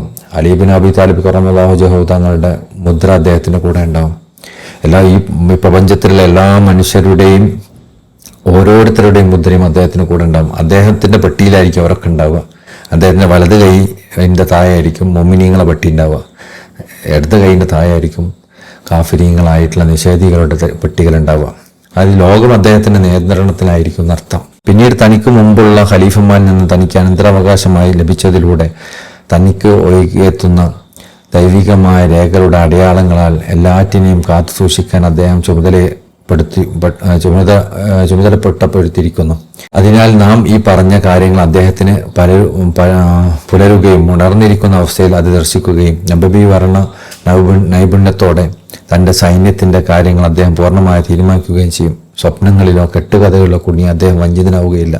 ഇതൊക്കെ യഥാർത്ഥത്തിൽ നേരെ സംഭവിക്കുന്നത് പോലെ റസൂലുള്ളാഹി വിശ്വാസങ്ങൾ എങ്ങനെയാണോ ഈ കാര്യങ്ങൾ നിയന്ത്രിക്കുന്നത്, അതുപോലെ വിശ്വാസങ്ങളെ പകരക്കാരനായ ആ കാലഘട്ടത്തിൽ അദ്ദേഹം അത് ചെയ്യും. നാം ഈ പറഞ്ഞ കാര്യങ്ങൾ ആരിൽ സമ്മേളിക്കുകയും ഷെയ്ഖ് അത് സാക്ഷ്യപ്പെടുത്തുകയും ചെയ്തുവോ അവൻ നബി സല്ലല്ലാഹു അലൈഹി വസല്ലം തങ്ങളുടെ രൂപമുള്ളിൽ പതിഞ്ഞ് ഉറങ്ങുന്നതിലൂടെ ആത്മീയ ബലം ലഭിക്കുന്നു. എത്രത്തോളം എന്നാൽ പ്രപഞ്ചത്തിലെ ഓരോ അണുവിലും അവന് നബി സല്ലല്ലാഹു അലൈഹി വസല്ലം തങ്ങളെ ദർശിക്കാനാവും. ഈ ലോകം മുഴുവൻ നബി സല്ലല്ലാഹു അലൈഹി വസല്ലം തങ്ങളുടെ പ്രകാശം പ്രതിഫലിക്കുന്ന കണ്ണാടിയായി അവന് മാറും. പിന്നീട് നബി സല്ലല്ലാഹു അലൈഹി വസല്ലം തങ്ങളുടെ ഓരോ കാര്യം പ്രവർത്തിക്കുന്നതായി ദർശിക്കുകയും അത് വ്യക്തമായി കൽപ്പിക്കുകയും ചെയ്യുന്നത് വരെ അവൻ സ്വന്തമായി യാതൊന്നും ചെയ്യുകയില്ല. അതായത് ഈ ഒരു മക്കാമെത്തിച്ച ഒരു മനുഷ്യന് ഈ പ്രപഞ്ചത്തിലെ ഓരോ അണുവിനെയും ഓരോ വസ്തുവിനെയും നബി സല്ലല്ലാഹു അലൈഹി വസല്ലം തങ്ങളുടെ യാഥാർത്ഥ്യത്തിലൂടെ കാണാൻ സാധിക്കും. അപ്പോൾ റസൂലുള്ളാഹിയുടെ കണ്ണാടിയിലൂടെ ഇങ്ങനെ അവൻ ഇതൊക്കെ നോക്കി കാണുന്ന പോലെ ഉണ്ടാവുക. മാത്രമല്ല ഓരോ കാര്യത്തിലും അവൻ റസൂലുള്ളാഹി സ്വല്ലല്ലാഹു അലൈഹി വസല്ലം സമ്മതം കൽപ്പനയും സ്വീകരിക്കുന്ന അവസ്ഥയിലായിരിക്കും. അദ്ദേഹം പറഞ്ഞു, ഷെയ്ഖ് അഹമ്മദ് ജാൻ തങ്ങൾ പറഞ്ഞു, നിസ്കാരത്തിലെ സുജൂദിൽ വെച്ച് നബി സല്ലല്ലാഹു അലൈഹി വസല്ലം സലാത്തുൽ ഫാത്തിഹ പാരായണം ചെയ്യുന്നത് ഞാൻ കണ്ടു. ഇതിനെ അടിസ്ഥാനമാക്കി താങ്കൾ ബാക്കിയുള്ളവ വിലയിരുത്തുക. കാരണം ദൈവിക രേഖകൾ ഏൽപ്പിക്കപ്പെട്ട ഒരാൾ അതിലെ രഹസ്യ സൂചനകളിലേക്ക് നോക്കുകയും പിന്നീട് നബി സല്ലല്ലാഹു അലൈഹി വസല്ലം തങ്ങളുടെ പ്രവർത്തനങ്ങൾ ദർശിക്കുന്നതിലൂടെ അതിനെ വ്യാഖ്യാനിക്കുകയും ചെയ്യുന്നു. കാരണം അവിടുന്ന് സല്ലല്ലാഹു അലൈഹി വസല്ലം തങ്ങൾ ആണ് അള്ളാഹുവിൽ നിന്നുള്ള ഖലീഫ. അതിനാൽ നബി സല്ലല്ലാഹു അലൈഹി വസല്ലം തങ്ങൾ ചെയ്ത കാര്യങ്ങൾ ചെയ്യാനും അള്ളാഹുവിൻ്റെ തൗഫീഖോടെ അത് നടപ്പിലാക്കാനും ആ കാലഘട്ടത്തിലെ സാഹിബുൽ വഖ്തിൻ്റെ മേൽ നിർബന്ധമായിത്തീരുന്നു. ആ പദവിയിൽ എത്തിച്ചേർന്നവർക്കുള്ള തികച്ചും ശരിയായ നിയമമാണിത്. അപ്പോൾ കാര്യങ്ങൾ നിയന്ത്രിക്കുന്ന വലിയ നബി സല്ലല്ലാഹു അലൈഹി വസല്ലം ആണെന്നും അള്ളാഹുവിൻ്റെ സാമ്രാജ്യത്തിൻ്റെ ക്രമീകരണങ്ങൾ നിയന്ത്രിക്കുന്നതിനായി നബി സല്ലല്ലാഹു അലൈഹി വസല്ലം വെളിപ്പെടുന്ന ഇടം താൻ മാത്രമാണെന്നും മറ്റാരുമെല്ലാം അദ്ദേഹം മനസ്സിലാക്കുന്നു. അപ്പോൾ എല്ലാ കാര്യങ്ങളും നിയന്ത്രിക്കുന്ന വിശ്വാസങ്ങളാണെന്നും ആ വിശ്വാസങ്ങളുടെ നിയന്ത്രണം പതിക്കുന്ന ഇടം, അത് വെളിവാവുന്ന ഇടം, അത് ഈ ഖലീഫയാണെന്നും അദ്ദേഹത്തിന് മനസ്സിലാവും. അങ്ങനെ വിശ്വാസങ്ങളിലൂടെ അദ്ദേഹം ഈ പ്രവർത്തനങ്ങളൊക്കെ ചെയ്യും. തൻ്റെ ശൈഖായ അൽ ഖുതുബുൽ മഖ്തൂമിൻ്റെ പദവിയുടെ വസ്ത്രം അദ്ദേഹം അണിഞ്ഞതുകൊണ്ടാണ് നാം ഈ കാര്യങ്ങളെല്ലാം പറഞ്ഞത്. എന്നാൽ അദ്ദേഹത്തിൻ്റെ സ്ഥാനം ഞങ്ങൾ ഈ പറഞ്ഞതിൻ്റെക്കാളെല്ലാം എത്രയോ ഉന്നതമാണ്. ഈ പറഞ്ഞൊന്നും ശരിക്കും അദ്ദേഹത്തിൻ്റെ സ്ഥാനത്തെ ചേർത്തി നോക്കുമ്പോൾ ചെറുതാണ്. ഇത് ബാഹ്യമായ കാര്യങ്ങളാണ്. അദ്ദേഹത്തിൻ്റെ ബാഹ്യമായ അവസ്ഥകളെക്കുറിച്ച് ഒരു മുന്നറിയിപ്പ് നൽകാൻ വേണ്ടി മാത്രമാണ് ഞങ്ങൾ ഇത് നിബന്ധനയാക്കിയത്, മറ്റൊന്നുമല്ല. എന്നാൽ അദ്ദേഹത്തിന് ആന്തരികമായ പദവിയിലാകട്ടെ അദ്ദേഹം പറഞ്ഞ ഒരു വാക്കുകളിലാണ്. അത് ശൈഖ് റളിയല്ലാഹു തങ്ങൾ പറഞ്ഞിട്ടുണ്ടല്ലോ, അള്ളാഹുവിൻ്റെ റസൂൽ സ്വല്ലല്ലാഹു അലൈഹി വസല്ലം സഹാബാക്കൾ ഒഴികെ വലിയ കുതുബുകൾക്ക് പോലും നമ്മുടെ അനുയായികളുടെ പദവികൾ മോഹിക്കാൻ കഴിയില്ല എന്ന് പറഞ്ഞില്ല. ആ ഒരു പദവിയിലായിരിക്കും ഈ ഖലീഫ ഉണ്ടാവുക. അതിനാൽ താങ്കൾ ഇത് മനസ്സിലാക്കുകയും രഹസ്യമാക്കി വെക്കുകയും ചെയ്യുക. പിന്നീട് സയ്യിദുനാ ശൈഖ് റളിയല്ലാഹു തങ്ങളുടെ അനുയായികൾ ഒരാളെയും ത്വരീഖത്തിൽ നിന്ന് പുറത്താക്കാൻ മറ്റൊരാൾക്ക് കഴിയില്ല. അപ്പം നമുക്ക് ഒരു മുഖദ്ദമാണെങ്കിൽ പോലും ഒരു മുഖദ്ദമിന് ഒരാളെ ത്വരീഖത്തിൽ നിന്ന് പുറത്താക്കാനുള്ള അവകാശമൊന്നുമില്ല. ബയ്യത്ത് കൊടുക്കാൻ ഇത് അവൻ്റേതല്ലല്ലോ, ഷെയ്ഖ് ഏൽപ്പിച്ച കാര്യം വേറെ ആൾക്ക് കൊടുക്കുന്നു, അത്രയേ ഉള്ളൂ. ഇനിയിപ്പോൾ ഈ മുഖദ്ദമ ത്വരീഖത്തിൽ നിന്ന് പുറത്തു പോയാലും ആ ത്വരീഖത്തിൻ്റെ ബയ്യത്ത് മുറിഞ്ഞു പോകില്ല. ഈ മുഖദ്ദമിന് ഈ മുരീദിനെ ത്വരീഖത്തിൽ നിന്ന് പുറത്താക്കാൻ പറ്റുമോ? അതും പറ്റൂല. അതേസമയം ആ മുരീദ് ഈ നിബന്ധന പാലിക്കുന്നില്ല എന്ന് കരുതാം, ആ മുരീദ് ത്വരീഖത്തിന് ദിക്ർ കൊണ്ടെടുക്കണില്ല, അങ്ങനെയാണെങ്കിൽ പുറത്തു പോകുമെന്ന് പറയാം. കാരണം എന്താ, അത് ഷെയ്ഖ് വെച്ച കാര്യമാണ്. അതുപോലെ അദ്ദേഹം ഷെയ്ഖിൻ്റെ കൽപ്പനകളൊന്നും അനുസരിക്കുന്നില്ല, അങ്ങനെയൊക്കെ കണ്ടാൽ അത് പുറത്തു പോകാനുള്ള ചാൻസാണ് എന്ന് പറയാം. ഇദ്ദേഹം ഷെയ്ഖിനനുസരിക്കുന്നില്ലെങ്കിൽ അതൊക്കെ ഈ വഴിയും തെറിച്ചു പോകുന്നതിൻ്റെ ലക്ഷണമാണ് എന്നൊക്കെ പറയാം. എന്നല്ലാതെ ആരെയും പുറത്താക്കാനൊന്നും അധികാരമല്ല. അത് അദ്ദേഹത്തിൻ്റെ ത്വരീഖത്ത് പകർന്നു നൽകിയ ആളാണെങ്കിൽ പോലും നബി സല്ലല്ലാഹു അലൈഹി വസല്ലം അയാളെ നീക്കം ചെയ്യുകയും തുടർന്ന് ശൈഖ് റളിയല്ലാഹു തങ്ങൾ അയാളെ നീക്കം ചെയ്യുകയും ചെയ്യുന്നത് വരെ അത് സാധ്യമല്ല. അതിനുശേഷം ഖലീഫ അയാളെ പുറത്താക്കുന്നത് നേരത്തെ സംഭവിച്ച് കഴിഞ്ഞ ഒരു കാര്യം പ്രഖ്യാപിക്കുക മാത്രമാണ്, അല്ലാതെ പുതുതായി ഒന്നും ഉണ്ടാക്കുന്നതല്ല. അപ്പോൾ ഖലീഫ ഒരാളെ ത്വരീഖത്തിൽ നിന്ന് പുറത്താക്കുക എന്ന് പറഞ്ഞാൽ അത് റസൂലുള്ളാഹി സ്വല്ലല്ലാഹു അലൈഹി വസല്ലം അഹമ്മദിയാന്തങ്ങൾ പുറത്താക്കിയതുകൊണ്ട് പുറത്താക്കുന്നതാണ്, അല്ലാതെ ഒരു സ്വന്തമായി പുറത്താക്കുന്നതല്ല. നമുക്ക് ഷെയ്ഖ് ഇബ്രാഹിം നിയാസ് റളിയല്ലാഹു തങ്ങളുടെ കത്തുകളിലൊക്കെ കാണാം, ഞാൻ നിങ്ങളുടെ സനദ് ഇജാസത്ത് തിരിച്ചെടുത്തിരിക്കുന്നു എന്നൊക്കെ പറഞ്ഞു. അതെന്തുകൊണ്ടാണ് തിരിച്ചെടുക്കുന്നത്? അള്ളാഹു അവൻ്റെ റസൂൽ സല്ലല്ലാഹു അലൈഹി വസല്ലം എടുത്തതെന്ന് ഒരു ഉറപ്പുള്ളതുകൊണ്ട് ഒരു തിരിച്ചെടുക്കണതാണ്. അല്ലാതെ ഒരു മുഖദ്ദമിന് ചെയ്യാൻ അങ്ങനെ ചെയ്യാൻ പറ്റൂല, ഇജാസത്ത് തിരിച്ചെടുക്കാനും പറ്റൂല. ഷെയ്ഖിനത് പറ്റും, ഖലീഫ എന്നുള്ള സ്ഥാനത്ത് നിൽക്കുന്ന ആളുകൾക്ക് അത് പറ്റും. അതേസമയം ഇപ്പോൾ ഒരു മുഖദ്ദമ് ഒരാളെ മുഖദ്ദമായി നിശ്ചയിച്ചു. അങ്ങനെ ആ മുഖദ്ദമ് കുറേ നിബന്ധനകളൊക്കെ പറഞ്ഞു, പക്ഷെ ആ നിബന്ധനകൾ ആ മുഖദ്ദമ് പാലിക്കുന്നില്ല എന്ന് കരുതുക. എങ്കിൽ ആ പാലിക്കാത്ത കാര്യത്തിൻ്റെ അടിസ്ഥാനത്തിൽ ആ തഖദീമ് വാലിഡ് അല്ല, അദ്ദേഹത്തിൽ നിന്ന് ആരും ബയ്യത്ത് ചെയ്യരുത് എന്ന് പറയാൻ ആ മുഖദ്ദമിന് അധികാരമുണ്ട്. കാരണം ഏതുപോലെ ഒരു മുരീദിന് നിബന്ധനകൾ പറയുമല്ലോ, വേറെ ത്വരീഖത്ത് സ്വീകരിക്കരുത്, മരണം വരെ ദിക്ർ കൊണ്ടെടുക്കണം, തിജാനി അല്ലാത്ത ഔലിയാക്കന്മാർ സിയാറത്ത് ചെയ്യരുത്. ഈ നിബന്ധനകൾ പാലിക്കാതെ ഇരിക്കുന്ന അവസ്ഥയിൽ അദ്ദേഹം മുരീദല്ല എന്ന് പറയുന്നത് പോലെ ഒരു മുഖദ്ദമിൻ്റെ നിബന്ധനകൾ പാലിക്കാത്ത അവസ്ഥയിൽ ആ മുഖദ്ദമുമല്ല എന്ന് പറയാൻ അദ്ദേഹത്തിന് ഇജാസത്ത് കൊടുത്ത ആൾക്കാർക്ക് പറ്റും. എന്നല്ലാതെ ഒരാളെ ഒരാളെ ഇഷ്ടപ്പെടാത്തതിൻ്റെ പേരിൽ ത്വരീഖത്ത് നിന്ന് പുറത്താക്കാനും ഇജാസത്ത് എടുത്ത് കളയാനൊന്നും ഒരാൾക്കും അധികാരമില്ല. അപ്പോൾ ഷെയ്ഖ് ഇബ്രാഹിം നിയാസ് റളിയല്ലാഹു തങ്ങളെപ്പോലുള്ള ആളുകൾ പിന്നെ അത് പറഞ്ഞതിൻ്റെ അടിസ്ഥാനം എന്താ? അവർ റസൂലുള്ളാഹി സ്വല്ലല്ലാഹു അലൈഹി വസല്ലം അഹ്മദ് ടിജാനി തങ്ങളും പുറത്താക്കിയത് കൊണ്ട് അവർ പുറത്താക്കുന്നു എന്നുള്ളൂ. അപ്പോൾ ഒരാളെ ത്വരീഖത്ത് നിന്ന് പുറത്താക്കി ഇജാസത്ത് എടുത്ത് കളഞ്ഞു എന്നൊക്കെ പറഞ്ഞാൽ അത് വിശ്വാസങ്ങൾ അഹ്മദ് ടിജാനി തങ്ങൾ അത് ചെയ്തു എന്ന കാരണം കൊണ്ടാണ് അവർ ചെയ്യുന്നത്, അല്ലാതെ ഒരു കാരണം കൊണ്ടല്ല. കാരണം അതാണ് ഹസൻ ബാക്കലി തങ്ങൾ പറഞ്ഞത്. കാരണം തന്നോട് കൽപ്പിക്കപ്പെട്ടത് നടപ്പിലാക്കുക എന്നല്ലാതെ ത്വരീഖത്തിൽ അദ്ദേഹത്തിന് സ്വന്തമായ യാതൊരു അധികാരവുമില്ല. തിജാനിയ ത്വരീഖത്തിലെ മുറബ്ബിയെ സംബന്ധിച്ചിടത്തോളം ഇഹ്സാന്റെ പദവികളിൽ അദ്ദേഹം പൂർണ്ണമായും സാക്ഷാത്കാരം നേടിയ ഒരാളായിരിക്കണം എന്നാണ് അടുത്ത നിബന്ധന. അപ്പോൾ ഖലീഫന്റെ താഴെ മുറബ്ബി എന്നുള്ള സ്ഥാനം ഉണ്ടാവുമല്ലോ. അപ്പം തിജാനി ത്വരീഖത്തിൽ മുറബ്ബി ആരാ? അപ്പോൾ തിജാനി ത്വരീഖത്തിൽ ഹരീഫ് ആരാന്ന് മനസ്സിലായി. ഇനി മുറബ്ബി ആരാ? മുറബ്ബി എന്ത് വേണം? ഇഹ്സാന്റെ തലങ്ങളൊക്കെ അദ്ദേഹം സാക്ഷാത്കരിക്കണം. അതായത് മുറാഖബ, മുഷാഹദ, മാരിഫ, ഫത്ഹും അതിലെ കമാലിയത്തും നേടിയ ആളായിരിക്കും അദ്ദേഹം. തിജാനി ത്വരീഖത്തിന്റെ ഖലീഫ എന്ന് പറഞ്ഞ സ്ഥാനം നമുക്ക് മനസ്സിലായി. ഈ തിജാനി ത്വരീഖത്തിന് മുറബ്ബി എന്നുള്ള സ്ഥാനം എന്താണ്? അദ്ദേഹം മുറബ്ബീന്റെ പദവി എത്തിച്ച ഒരാൾക്ക് എന്തുണ്ടാവണം? അദ്ദേഹം ഇഹ്സാന്റെ പദവികളൊക്കെ എത്തിച്ച ആളായിരിക്കണം. മുറാഖബ, മുഷാഹദ, മാരിഫൊക്കെ ഉണ്ടായിരിക്കണം. ഫനാവും ബക്കാവും ഒക്കെ അനുഭവിച്ച ആളായിരിക്കണം. കൂടാതെ അദ്ദേഹം ഫോളോ ചെയ്യുന്ന മദ്ഹബ് ഉണ്ടാവല്ലോ. ഇപ്പൊ നമ്മൾ ഷാഫി മദ്ഹബ് ആണെങ്കിൽ ഷാഫി മദ്ഹബിന്റെ ഏകദേശം കാര്യങ്ങളൊക്കെ അദ്ദേഹത്തിന് അറിയണം. ആ ശരീഅത്തിന്റെ വിധിവിലക്കുകളൊക്കെ അദ്ദേഹത്തിന് മനസ്സിലായിരിക്കണം. അഭിപ്രായ വ്യത്യാസങ്ങൾ ഒഴിവാക്കുന്നതിനായി മദ്ഹബുകൾക്കിടയിൽ യോജിപ്പുണ്ടാക്കുന്നതിൽ അദ്ദേഹം കൂടുതൽ മികവ് പുലർത്തുകയാണ് കൂടുതൽ ഉചിതം. അപ്പോൾ ഷാഫി മദ്ഹബിന്റെ ആ മുറബ്ബിക്ക് ഷാഫി മദ്ഹബിന്റെ നിയമങ്ങൾ അറിഞ്ഞാൽ മതി. ഷാഫി ആണെങ്കിലും ഞാൻ ഉദാഹരണം പറയാം. പക്ഷേ മറ്റു മദ്ഹബുകളുടെയും അഭിപ്രായങ്ങളൊക്കെ യോജിപ്പിന് വേണ്ടി പഠിക്കുകയും പിന്നെ ചില കാര്യങ്ങൾ വ്യക്തതയ്ക്ക് വേണ്ടി മറ്റു കാര്യങ്ങൾ പിന്നെ മദ്ഹബിന്റെ അഭിപ്രായങ്ങൾ കൂടി അറിഞ്ഞാൽ കൂടുതൽ നല്ലത്. പിന്നെ നബിമാരുടെ ദീനും അവരുടെ സൽസ്വഭാവങ്ങളും അദ്ദേഹത്തിൽ ഒളിച്ചേർന്നിരിക്കുക എന്ന നിബന്ധനയാണ്. അള്ളാഹു അല്ലാത്ത എല്ലാത്തിൽ നിന്നും പൂർണ്ണമായി മുക്തമാവുക എന്ന നബിമാരുടെ പദവുകളെ അദ്ദേഹം സൂക്ഷ്മമായി പിൻപറ്റാൻ വേണ്ടിയാണത്. അതായത് ഓരോ നബിമാരുടെയും അവരുടെ വ്യത്യസ്തമായ ഹാലുകളും അവസ്ഥകളൊക്കെ ഉണ്ടല്ലോ, അതൊക്കെ അദ്ദേഹത്തിന് അറിഞ്ഞിരിക്കണം. എന്തിനു വേണ്ടിയിട്ടാണ്? അല്ലാത്ത എല്ലാ കാര്യങ്ങളും ഒഴിവാക്കാന്ന് പറയുമ്പോൾ ഓരോ നബിമാരുടെയും ഉദാഹരണങ്ങൾ അദ്ദേഹത്തിന് മനസ്സിൽ വരണം. അതുവഴി അദ്ദേഹവുമായി ബന്ധം പുലർത്തുന്ന ഒരാൾക്ക് തൻ്റെ കർമ്മങ്ങളിലെ ആത്മാർത്ഥത തന്നിലേക്ക് തന്നെ ചേർത്ത് പറയുന്നത് കർശനമായി വിലക്കപ്പെട്ടതായിരിക്കണം. അപ്പോൾ പിന്നെ ഒരാൾ ഒരു ആത്മീയാവസ്ഥ എത്തിക്കഴിഞ്ഞാൽ ഞാനിത് നേടിയെടുത്തു, എനിക്കിങ്ങനെ ഒരവസ്ഥ കൊണ്ട് കിട്ടി എന്ന് പറയുന്ന ഒരവസ്ഥ സ്വന്തത്തിലേക്ക് ആ കാര്യത്തെ ചേർത്ത് പറയുന്നത് വിലക്കപ്പെട്ടിരിക്കണം. അതായത് അവൻ ഒരിക്കലും തൻ്റെ കർമ്മങ്ങളിലോ അറിവിലോ ആത്മീയ വിശുദ്ധിയിലോ തൻ്റെ ശ്രദ്ധയിലോ തൻ്റെ അറിവിൻ്റെ പദവികളോ ആശ്രയിക്കാതിരിക്കാൻ വേണ്ടിയാണത്. മറിച്ച് തൻ്റെ നാഥൻ്റെ ഔദാര്യത്തിൽ മാത്രമായിരിക്കും അവൻ ശ്രദ്ധിക്കേണ്ടത്.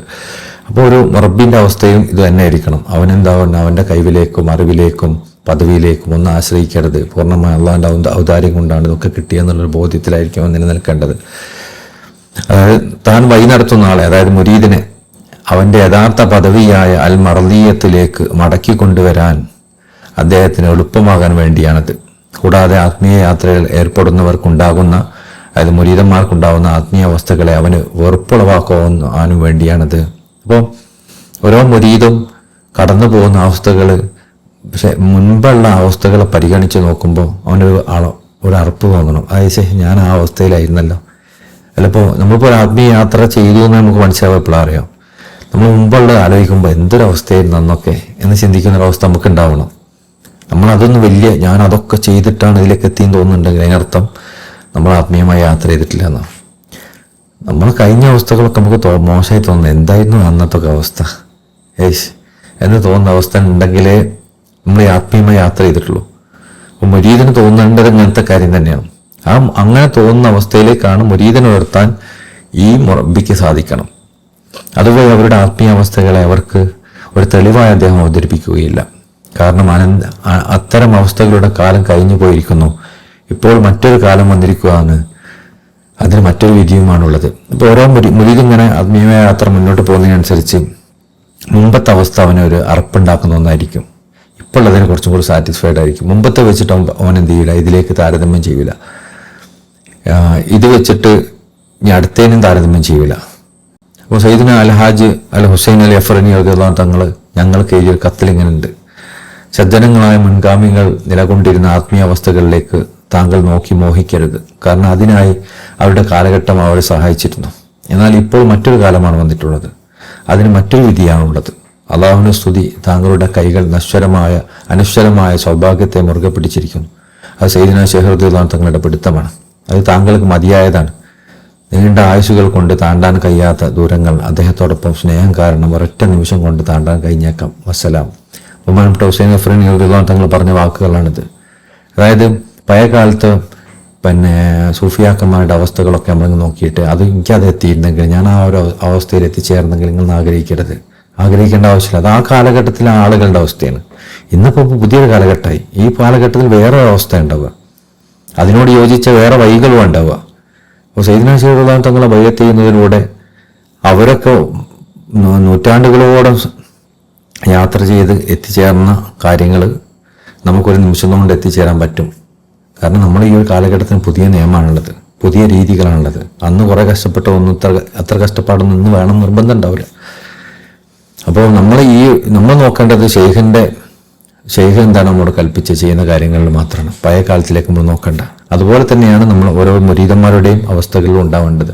അവർ പഴയ കാലത്ത് അവരുടെ അനുഭവങ്ങളിലേക്കും അവൻ്റെ യാത്രയിലേക്കും നോക്കരുത്. ഇപ്പോൾ ഉള്ള നിമിഷത്തിലേക്ക് നോക്കുക, അവൻ്റെ യാത്രയിലേക്ക് മുന്നോട്ട് പോവുക. പഴയതൊക്കെ അവനെ സംബന്ധിച്ചിടത്തോളം ഒരു അറപ്പുണ്ടാക്കുന്ന ഒരു അവസ്ഥയായിരിക്കണം ഉണ്ടാവേണ്ടത്. അങ്ങനെ ഒരു മുരീദിനെ യാത്ര ചെയ്യിപ്പിക്കുന്ന ഒരാളാണ് ഈ ത്വരീഖത്തിൽ മുറബ്ബി. അപ്പോൾ ത്വരീഖത്തിൽ ഖലീഫ, എല്ലാ മുറബ്ബികളും ഖലീഫ എന്നുള്ള പദവിയിൽ ഉയരണമെന്നില്ല. എന്നാൽ എല്ലാ ഖലീഫന്മാരും മുറബ്ബികളാണ്. ത്വരീഖത്തിൽ മുറബ്ബി ആവാൻ ഖലീഫന്റെ പദവി എത്തണമെന്നില്ല. ത്വരീഖൽ മുറബ്ബി ആവാൻ അവന് ഫനാവും ബക്കാവും ഒക്കെ പൂർണ്ണമായും അനുഭവിക്കുന്ന ഒരവസ്ഥ അവനുണ്ടാവണം. ആത്മീയമായ അവസ്ഥകളൊക്കെ അനുഭവിച്ച ആളായിരിക്കണം. അവന് ശരീരത്തിന് വിധിവിലക്കുകളെ കുറിച്ച് ഏകദേശ ധാരണയൊക്കെ ഉണ്ടാവണം. അതുപോലെ തന്നെ മുരീദന്മാരെങ്ങനെ അവരുടെ ഓരോ ആത്മീയാവസ്ഥ അനുസരിച്ച് മുന്നോട്ട് കൊണ്ടുപോകാൻ പറ്റണം. അവരോട് യോജിച്ച ഓരോ നബിമാരുടെയും ആത്മീയാവസ്ഥകൾ അവന് ഉൾക്കൊണ്ടിരിക്കണം. ഓരോ മുരീദന്മാർക്കും ഓരോ ഘട്ടങ്ങൾ കടന്നു പോകുമ്പോൾ അവർ ഓരോ നബിമാരുടെയും അവസ്ഥയിലൂടെ കടന്നു പോകുന്നതെന്നും അത് വെച്ചിട്ട് അവർക്ക് ഉദാഹരണം പറഞ്ഞു കൊടുക്കാൻ പറ്റണം. അതിൻ്റെ ആ രുചി അവരിലേക്കും പ്രവേശിപ്പിക്കാൻ അവന് സാധിക്കണം. എന്നിട്ട് അവരിൽ നിന്നൊക്കെ പൂർണ്ണമായി ഒഴിവാക്കി അള്ളാഹുലേക്ക്, അള്ളാഹിൻ്റെ ഔദാര്യത്തിലേക്ക് ആശ്രയിക്കുന്ന അവസ്ഥയിലേക്ക് അവർ കൊണ്ടുപോകണം. ഓരോ പടിപടിയായി അവർ മുന്നോട്ട് പോകുന്നതിനനുസരിച്ച് പിന്നോട്ടുള്ള പദവികൾ അവർക്ക് അറപ്പുള്ളതുപോലെ തോന്നണം. ഇങ്ങനൊക്കെ ഒരു വ്യക്തിയിൽ നിന്ന് ഒരാൾക്ക് അനുഭവപ്പെടുന്നുണ്ടെങ്കിൽ ആ ആള് ഈ ത്വരീഖത്തിൽ മുറബ്ബിയാണ്. ആ ആളിലൂടെ നിങ്ങൾക്ക് ഈ കാര്യങ്ങളൊക്കെ അനുഭവപ്പെടുന്നുണ്ടെങ്കിൽ ആ ആള് ത്വരീഖത്തിൽ മുറബ്ബിയാണ്. എന്നാൽ അദ്ദേഹം ഖലീഫയല്ല, എന്നാൽ അദ്ദേഹം സാധാരണ മുഖദ്ദമല്ല എന്നാണ് ബഹുമാനപ്പെട്ട അഹ്സൻ ബാഖലി തങ്ങൾ പറഞ്ഞ. ഇൻഷാ അല്ലാഹ് ഇതിനെക്കുറിച്ചുള്ള വിശദീകരിച്ച ചർച്ചകൾ അടുത്ത ഭാഗങ്ങളിലൊക്കെ നമുക്ക് കൊണ്ടുവരാം. ഇൻഷാ അല്ലാഹ്. ജസാക്കല്ലാഹു ഖൈർ.